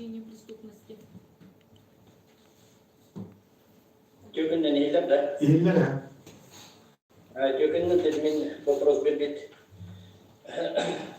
Семен выглядит капитетом, а так бе поллана по итогам года 313 преступлений регистрациялымыда, бұлырын 310 еді. Оларда бір сыл бір бірігінің дәді. Тяжкай, особо тяжкай бұд тұтарыстың төгдіңілі, ол боллана за счет регистрации машинства кене. Найти технологиялар кенерін 10 биттен сетта болады эпизод алты.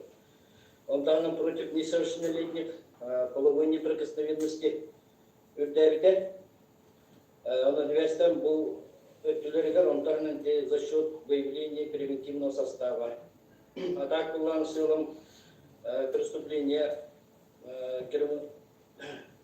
Кермнан это качантран, убийство поллана бир регистрация var, лирагыл бесете. А так танхылайы особо тяжкие преступления качитроллар. А так после раскрытия булырныктан түшті, а он четті хылы юз бұрығын, лирагыл бұлырын, он тоғысында тоғығын бұрығын еді. А так профилактику этих ключ лабораторий со стороны изысков полномоченных силам полиции түттен гирдыда болдун такычата олиноттон мехнавар тон республика бүгүн түнүктөр мундал болбутулар Нюба орыйын отдела бастык местный олдубут так силам тон лаборатория кетти. А так мехнавар бул за счет машинства. А так болдой түпінен Россия түпінен мантықай бұттылық күшке үрдәті олеген бары қазбейдеке бұл преступление нутары машинства, нутаралық күшкілдер күтіндады. Улус администрациясы да бәттіктен бұл программалар кәме әптар қатшылары көрілдіктерін нады, онлықтың сылым нәхілейне түптенеме различные материалы для населения, он отдохнет семьи отдохнет надо. В целом Россия каналлар билдери по мессенджеру WhatsApp, по социальной сети энергетах, Так, был задан вопрос лично глава района по муниципальной проекту, что вы сделали, Дина Итлина? Конечно, по профилактике правонарушений у нас работает уже 3-й или 4-й год муниципальная целевая программа. Да. Также безопасный город. Здесь должна быть тоже отрабатывать городская администрация. это административное территориальное отделение города Нюрба. Мы со своей стороны выделяем суммы по профилактике, также выделяем деньги на безопасный город, на установки камер наружного видеонаблюдения.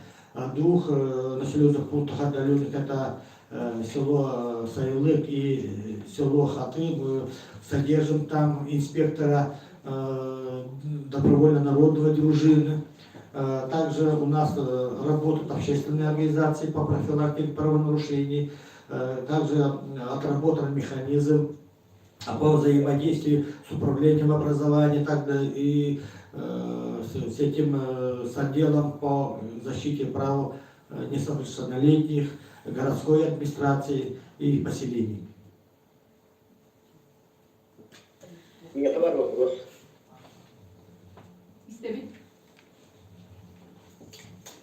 Теперь Геннадий Алексей Михайлович, район Равалгана Федор Федор Петрович, директор директора. Так, Якутс Агропром проект, проектын орын бітенері. Үдесіз меслері, опеттен бос экспертиза барыста проект, оннар йонтан задание барыста, осывал экспертиза болар. Но ағаяқ құнықтар қывалдарына Иркемен депутаты Прокопьев Владимир Михайлович и Григорий Антонина Фанасьевна, Верх министр Сулбия Владимир Иванович Еханов Кулах меня помнит. Он на темени паспорт Владимир Иванович Полдагана Тохтевита. Федеральный реестр весит месля исполнил Богохов день. 10 месля партии. Onun уточнением урокта надо делить. Михайлов Прохом Маннык. Если федеральный реестр как 10 месля какая-то. Кино там и управление, то на строительное управление людей так это. Что ты можешь? Так, федеральный реестр реестр экономически эффективной проектной документации. Единый реестр. Типовой проектной документации. Единый проект экспертизасы на берега заявкаларына келдеттерек. Хакария көчүр бионнахинер доктор киелер. Федеральный реестрде бул ремонттер болакка дегенде чука чаканда школа саттыр мунда векилдерди. Үсүн биомесилер. Мунда реестрге кирева, антадиатын гос программалар так уже юлажы тамагылны обоснование купутны. То без биомесилер. Билебей подпытника так вот точнее. Я говорю, вторую смену любого города 500 тонн весовали. 500 тонн весовали. Без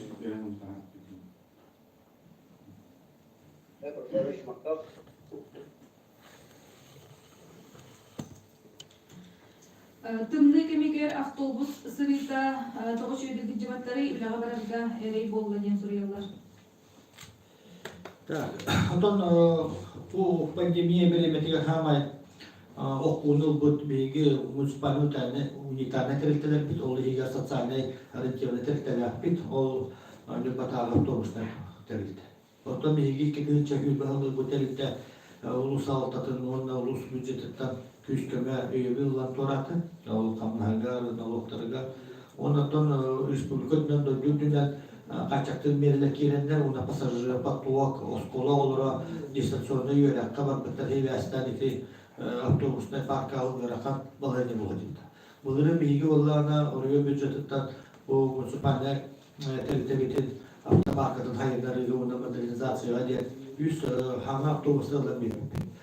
Газ оборудование көхәлерінгі әме бұл орайыттан үккәтші көрі, бұл тәріктоттан білеген бұл қатшықтың берілі кырылан, хымнабыттарын хейвәстен, оннатын дополнительный маршруттары білген туғытылуыран тыларга хыджары сағаланы. Отоманда Геннадий Васильевич бар, бұл АТП директоры, кене туғын режимін, графигін кіртік білгендері.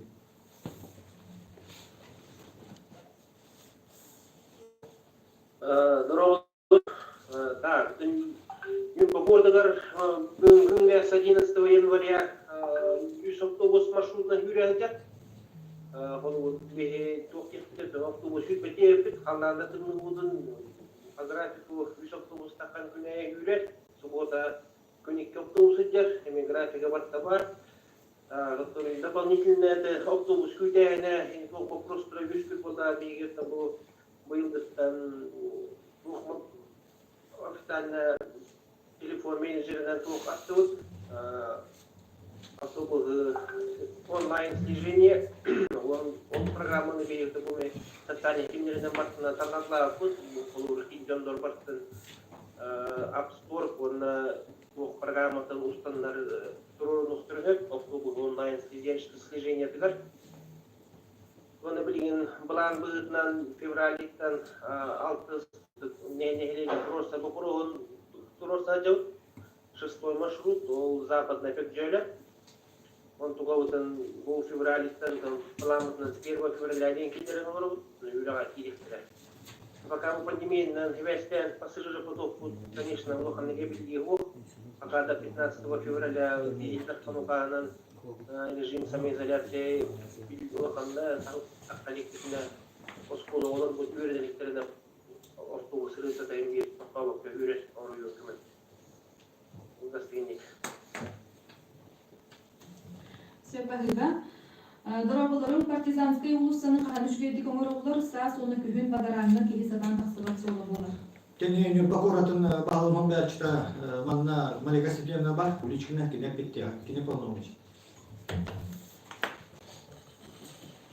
Партизанская улусаға одан хеп білген информация олан барамын әттектяқтың онна олын милига төлбелерінен Александр Игнатьевич Негеленин Тергосюлова, он четко эпитегерия, блин, этот блин, служба эксплуатации городского хозяйства, тегинем улусалар, эрменне не была на уровне городом, ханна подчетиерне, ханна келлернен, это он буттера күн, он тонна бухаска деген бит иле барар бар.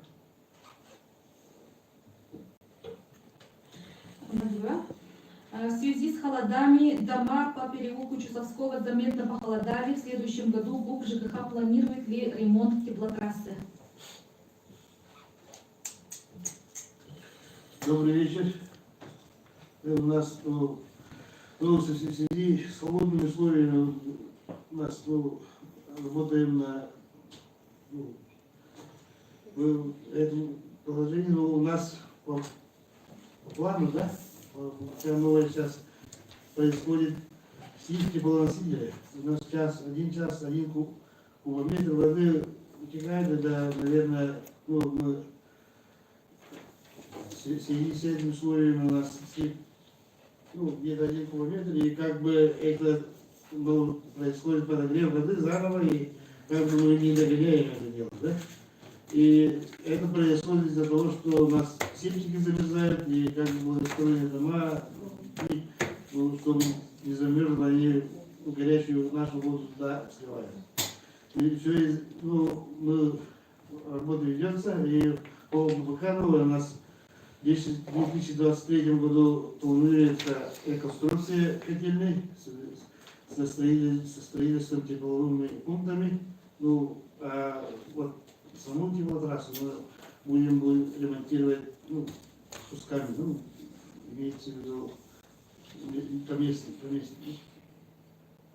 маленькими участками. Теплотрасса на балансе олимпийского филиала, да? Да, на балансе. Это показано из-за того, что в свое время проектанты запланировали по малой мощности. Произошла ошибка из-за этого. Спасибо. 3,5 миллиарда рублей выделяется на социальную сферу, и 2 школы очень холодные. Убаянская школа и 2-я школа. Что планируется и что проделано? Так, на социальные вот эти, на социальную политику туда входит не только образование, не только дошкольное образование, туда и входит культура, спорт и так далее, социальные меры, социальной поддержки. Вот поэтому по ремонту, по капитальным, по текущим ремонтам наших детских садов, школ. Но есть у нас программа по капитальному ремонту и текущему ремонту. Мы должны будем предусматривать средства при увеличении дивидендов по поступлению акционерной компании «Алроса» в этом году, ну, по итогам второго полугодия 2020 года. Ну, сейчас Алевтина Петровна расскажет, какие мероприятия мы запланировали. Конечно, Баянская школа издавна славится своим, да, вот, таким холодным, да. Поэтому сейчас в моей памяти, по-моему, в прошлом году тоже, и за прошлом году тоже было проделано не капитальный, но текущий ремонт в части отопления, так далее, да, утепления. Ну, конечно, думаю, это проект, и при строительстве тоже, по-моему, были допущены какие-то технические ошибки или как-то. Так, Алевтина Петровна, конечно, я в курсе, что я как учредитель знаю, что Баянская школа вообще холодная. Но там все по части подключения к теплу тоже было, там, да, также мы в свое время, когда я был мэром города Нюрба, тоже было, мы привлекали свои, ну, там, попечители школы, да, тогда подключался главный инженер Иркутского филиала Антон Васильевич Костин тоже. Там мы ставили промежуточные тоже насосы ставили, да, или как-то? Да. Алевтина Петровна. Ну, здесь у нас по двум этим объектам, наверное, все-таки, как вы знаете, у нас Баянская 84-го года.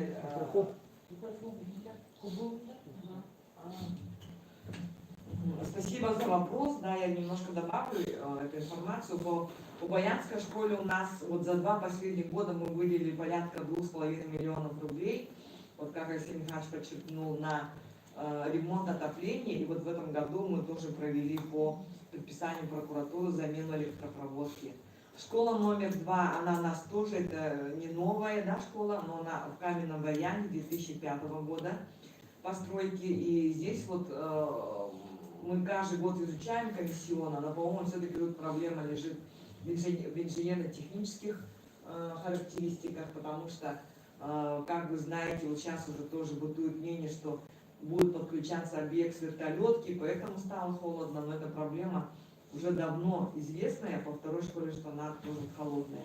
В этом году мы провели ремонт, капитальных ремонтов 15 объектов образования. Это у нас 10 школ, 3 садика и 1 центр детского научно-технического творчества на сумму 33 миллиона 424.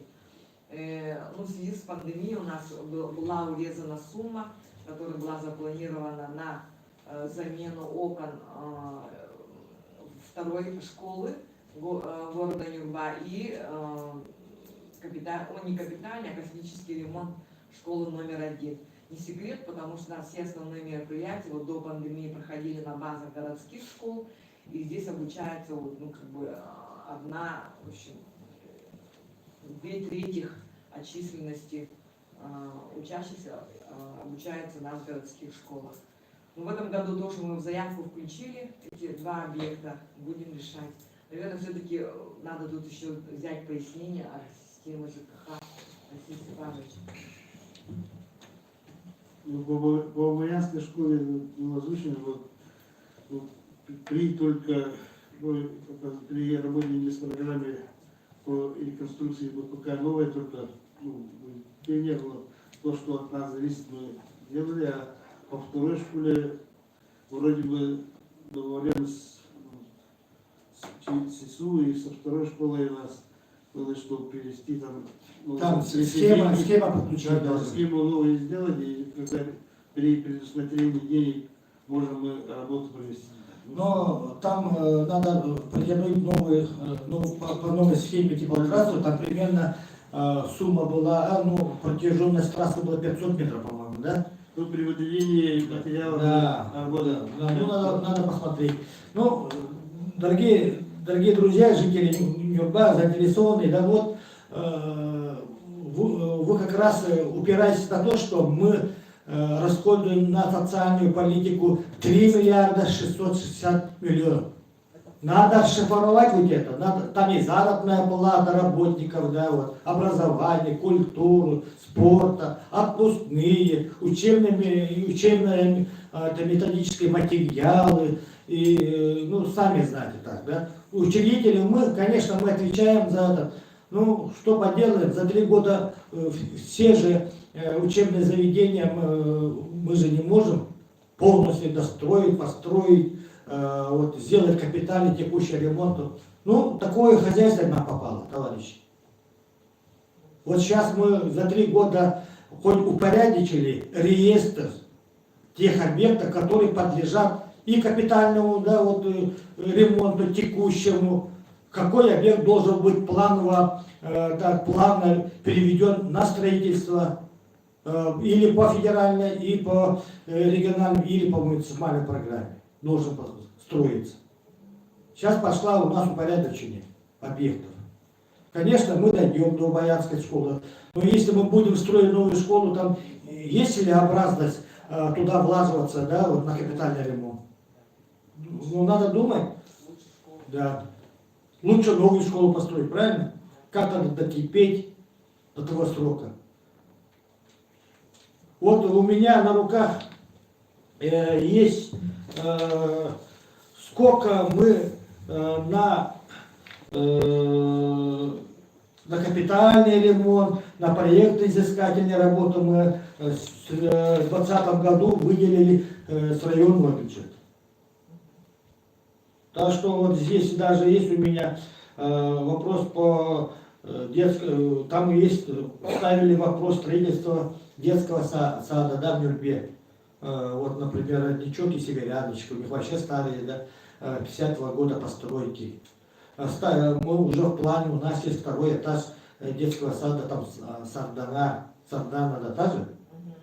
Так что в планах есть. В основном вот дают вопросы, которые задействованы в сфере образования и дошкольного образования. Мы это понимаем. Ну, конечно, и все сразу. И все сразу. Когда будет строительство жилья по программе переселения ветхих домов и где можно узнать список? И второй вопрос. Когда будет перенаселение из квартала энергетик 10? Так, Константин Русланович. Здравствуйте. Так, в прошлом году было начато строительство 24-квартирного жилого дома по улице Кузакова. Но из-за пандемии, там, из-за нехватки рабочей силы, срок перенесен на 21 год. В общем, в Медвинском районе по программе переселения свыше 30 тысяч квадратных метров аварийного жилья.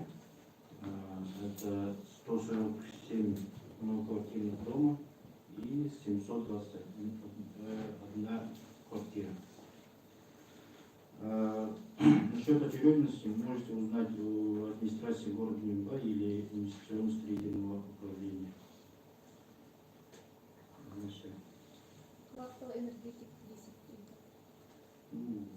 Ну, дом по улице Энергетика 10, она же включена в реестр. Надо, вот вам же сказали, когда они должны переселиться, да, вот какой год. Вот по годам надо разузнать у администрации города Нюрба или строительного управления Нюрбинского района. Там есть какие дома в каком году должны переселиться. По мере строительства новых, да, также. Там есть определенная есть очередность. По переулку Чусовского оптоволокно Каганхолбулдары Булой, он на Бекджале Агненый Казар. Так, здесь находится руководитель технического линейного цеха по Нюрбинскому району Василий Ставич Муксунов. Как раз вот Ростелеком проводит работу по доведению линии оптоволокна до, если поселение до частного дома, а здесь по городу Нюрба до многоквартирных домов. Василий Ставич. Да, добрый день. Я вот чуть поподробнее 1000. Значит, по городу Нюрба у нас, так, по нашим планам, да, вот, если взять весь район, город Нюрба самый последний населенный пункт, где мы полностью должны завершить строительство оптоволокна в каждый дом. То есть на конец 2020 года мы практически полностью закрыли все удаленные наслега, в том числе близлежащие к федеральной трассе. У нас остался один населенный пункт, это Эдей, который мы совместно с Нюрбой подали на строительство на 2021 год. Как вы знаете, тут по Нюрбе мы самой проводим строительство оптоволоконной линий до каждого дома уже 3-й год. По многоквартиркам мы уже прошлись, по многоквартиркам уже в каждой квартире оптику довели, только остались многоквартирки, которые подлежат к сносу. Они в наших планах их нет. Потом по Бекджеле там вопрос. Да, Бекджеле у нас стоит уже в плане на первый квартал 2021 года. То есть там мы уже, если видели жители, мы уже там все столбы поставили. Он в плане у нас первый квартал 2021 года. То есть мы до конца марта там должны завершить все работы по подключению жителей к оптоволокну, то есть каждый дом. И плюс в этом плане у нас есть нефтебаза. То есть мы этим покрываем Бекджеля и плюс микрорайон Лепрет. То есть мы Антоновку 100% тоже в первом квартале завершаем. Остается у нас то, что не утверждено. Примерно сейчас Нюрба, где-то строительство оптоволокна покрыто примерно по моим подсчетам, где-то на 60-70%. Остаток есть. Это в частности микрорайон Убаян. Мы там совсем немножко вошли, там многоквартирки и там близ этого маслозавода только вошли. И в 2021 году мы их подали на строительство тоже, но оно еще не утверждено. Инвестиционный план на весь Ростелеком, он будет утверждаться где-то в конце февраля, там, в начале марта. Поэтому я не могу обещать, что в этом году будет там строительство, поскольку там, возможно, тоже откат пойдет, там, отменит просто строительство и все. Но надеюсь, что построят.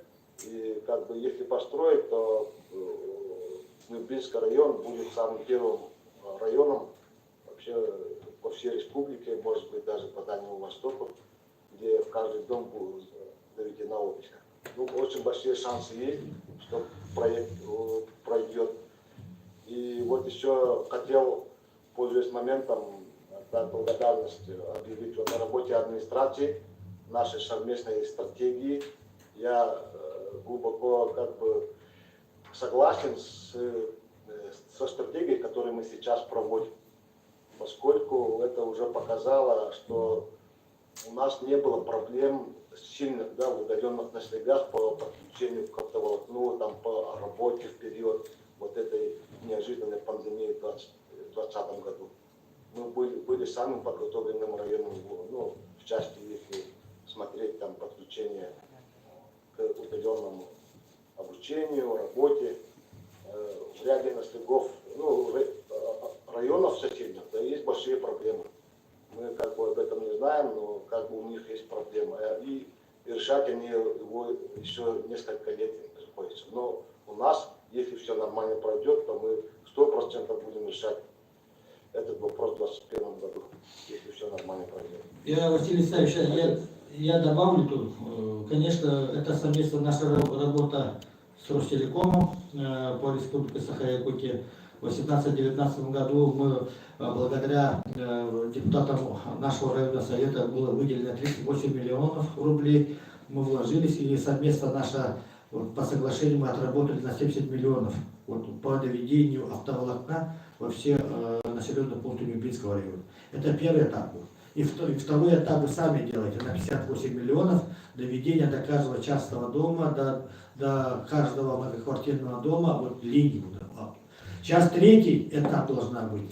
Я уже в конце прошлого года встречался с вашим, ну, с Войцеховским, руководителем Ростелеком Республики Саха-Якутия, и мы ставили вопрос по снижению тарифов.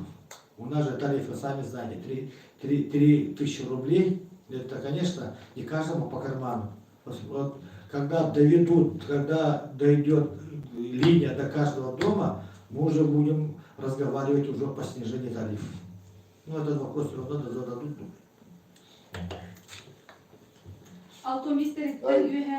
Вот еще хотел добавить, поскольку очень много вопросов идет по снижению тарифа.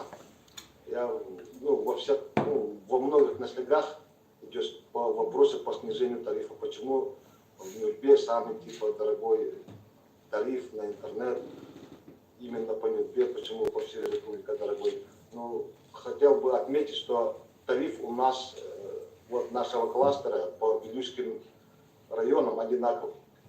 Что в Нюрбе, что в Вилюйске, что в Верхневилюйске, что в Сунтарах, там у нас тариф одинаковый. Да, он дороже, чем в Якутске, там, в Мирном, там, и Нерингове, допустим. Но у нас как бы строительство идет за счет того, что именно защищается по этим тарифам. Поэтому и у нас проекты идут, и поэтому у нас тариф, несмотря на то, что там качество улучшается, там у нас тариф не меняется же пока.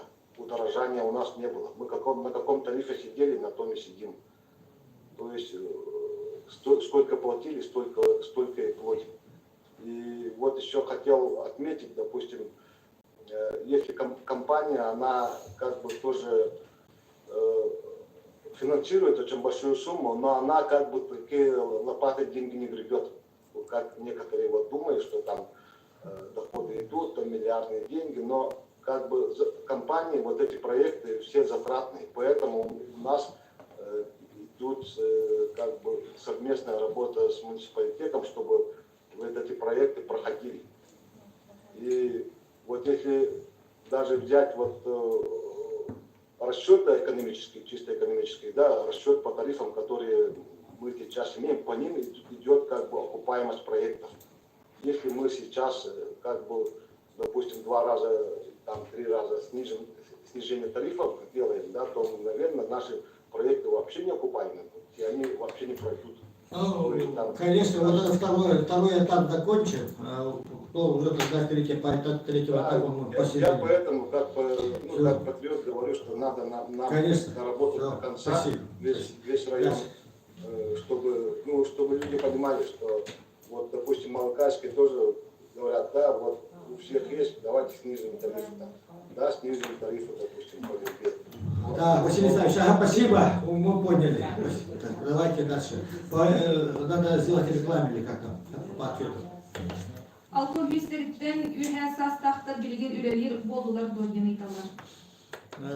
Так, 60 плюс.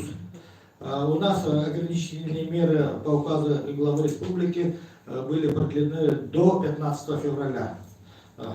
Там есть самоизоляция, ограничения 65 и плюс. Также у нас никаких заявлений по оперативно-штабной Нюрбинского района не было внесено. Пока что до 15 февраля. Спасибо. Материальное состояние Нюрбинского колледжа не очень хорошее, здания нормального нет. Какие планы предусматриваются? Так, ну да, Нюрбинский колледж, она же и Нюрбинский техникум, да, это прерогатива полномочия Министерства образования и науки и высшего образования. Так что, конечно, мы в прошлом году много разговаривали, много обращались в Министерство образования и науки.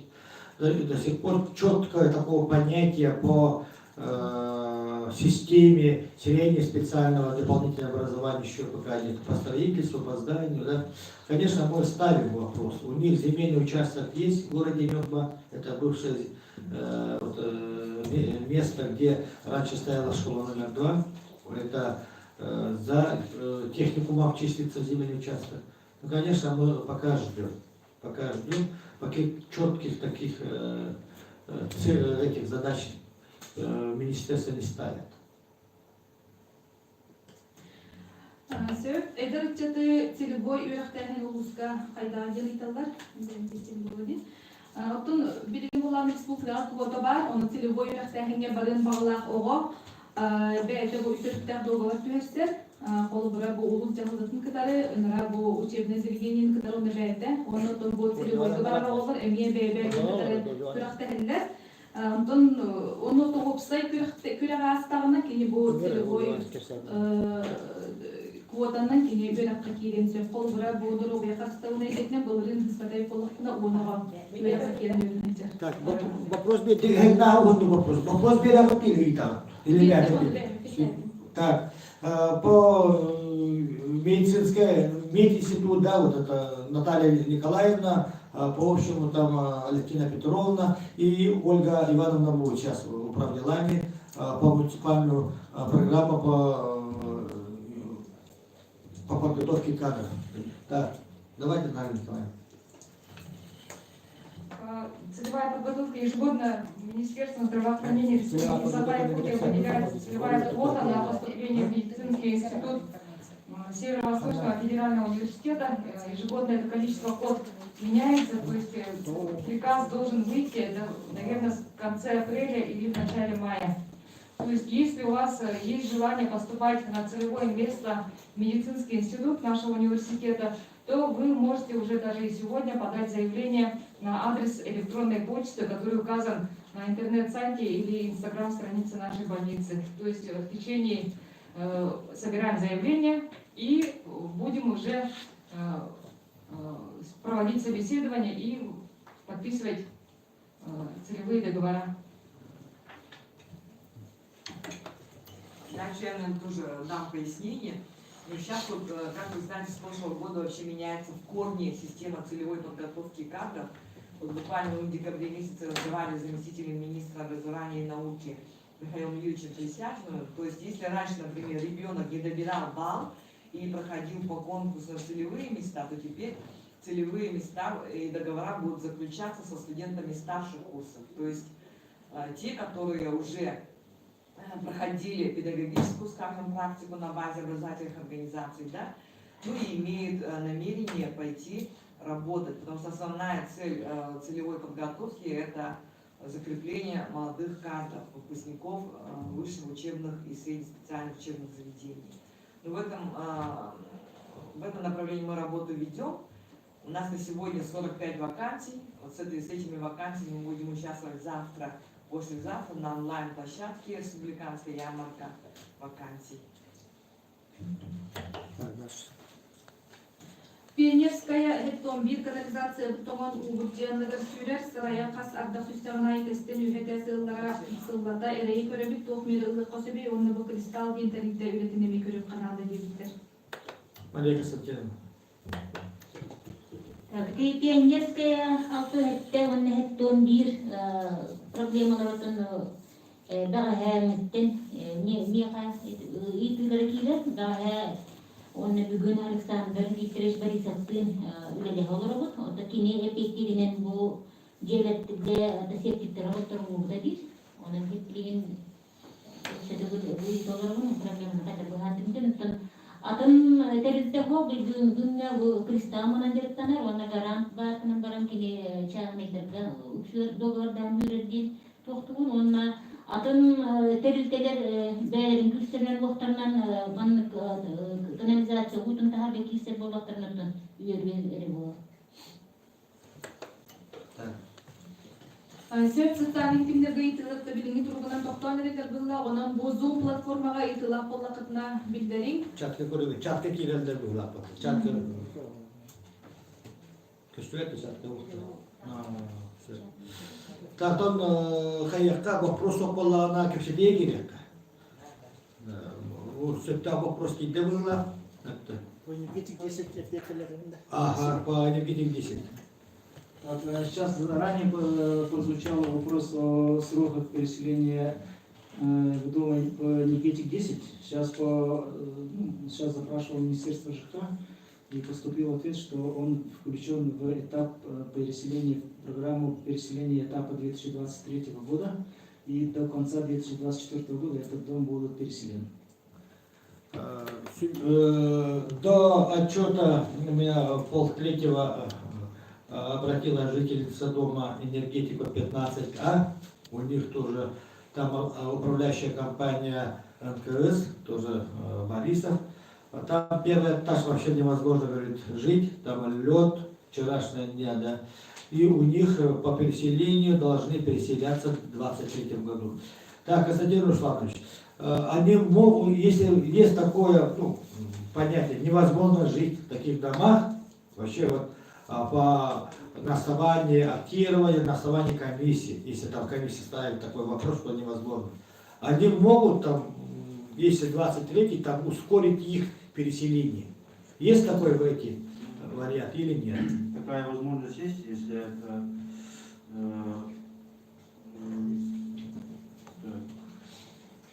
если там есть угроза жизни, там нарушение.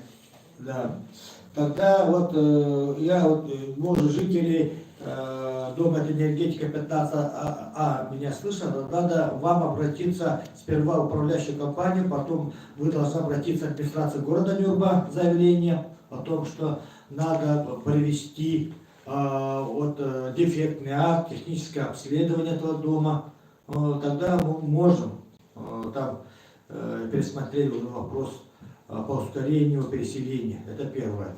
И второе, там управляющая компания, по-моему, берет деньги за текущий ремонт. Как я понимаю, за текущий ремонт, если дом включен в реестр аварийных домов, не должно разбираться как плата, да? Так же? В прошлом году тоже вот управляющая компания с городом Нюрба приходили к нам, они вам тоже жаловались, говорили, что плату взимают за текущий ремонт. Там мы сказали, сказали, что разберите, до сих пор они плату взимают вот эту, с этого дома. Надо, Мария Константиновна, надо разобраться с этой ситуацией.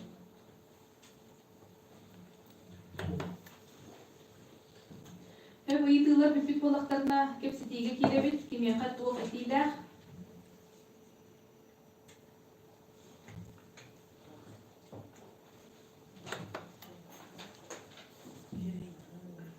Так, это протокольное мероприятие, да, отчет исполнительной власти местного самоуправления на местах и поселениях и на уровне района. Сейчас же оценку не ставят, раньше оценки ставили хорошо, плохо, удовлетворительно, неудовлетворительно. Сейчас должны население высказать свое мнение, поддерживаться ли работа или не поддерживается. Вот так надо ставить вопрос. И вот кто-нибудь хочет высказаться, и после этого свое мнение высказать. Поддерживать, не поддерживать. Вот такое.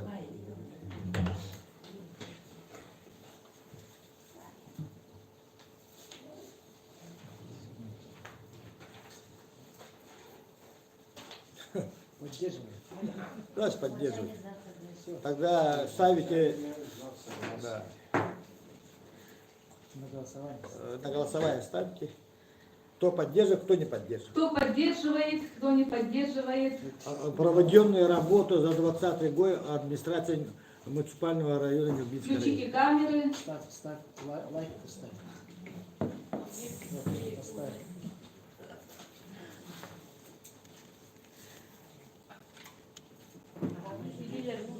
Поддерживаете ли вы проведенную работу за 2020 год? Поддерживает. Вот руку поднимаю. Поддерживать. Лайк поставь. Поддерживаю. Так, заключительное слово отдадите, да? Там в основном непокорного доктора Салаячила. Но сегодня мы провели отчет в другом формате. Вот раньше, как привычное было, собирались в доме Каталык, там человек было где-то 40-50, охват вообще был мизер. Но сейчас вот по другому формату онлайн, вот сегодня здесь посетило 65 человек. Сейчас было 56, а вот до этого было 65 человек. в телефоне 2-3 человека. И по другим площадкам тоже, да, по социальным площадкам тоже. Вот поэтому такой формат общения с населением приемлем оказывается. Так что я желаю всем, конечно, вопросов много. Вопросов много по части благоустройства, по части водоотведения, да, вот. Это все равно же городское хозяйство. Городское хозяйство, это город Нюрба, тем более здесь проживает примерно 9 тысяч населения со своими проблемами. Сейчас остро стоит вопрос, ну, конечно, вот такая климатические условия. Уже месяц держатся такие холода.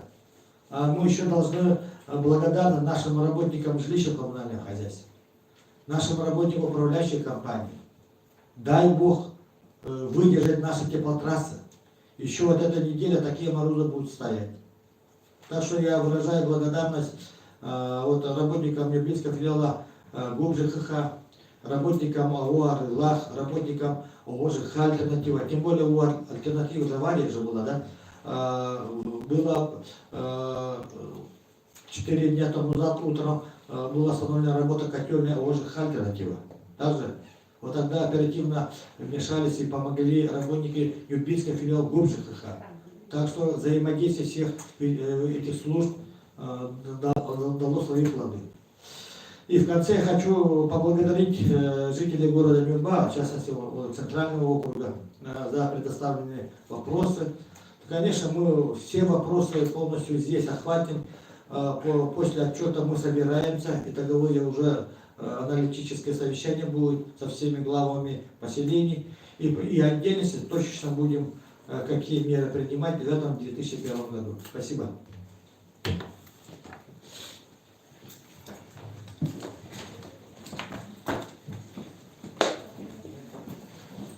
Янович,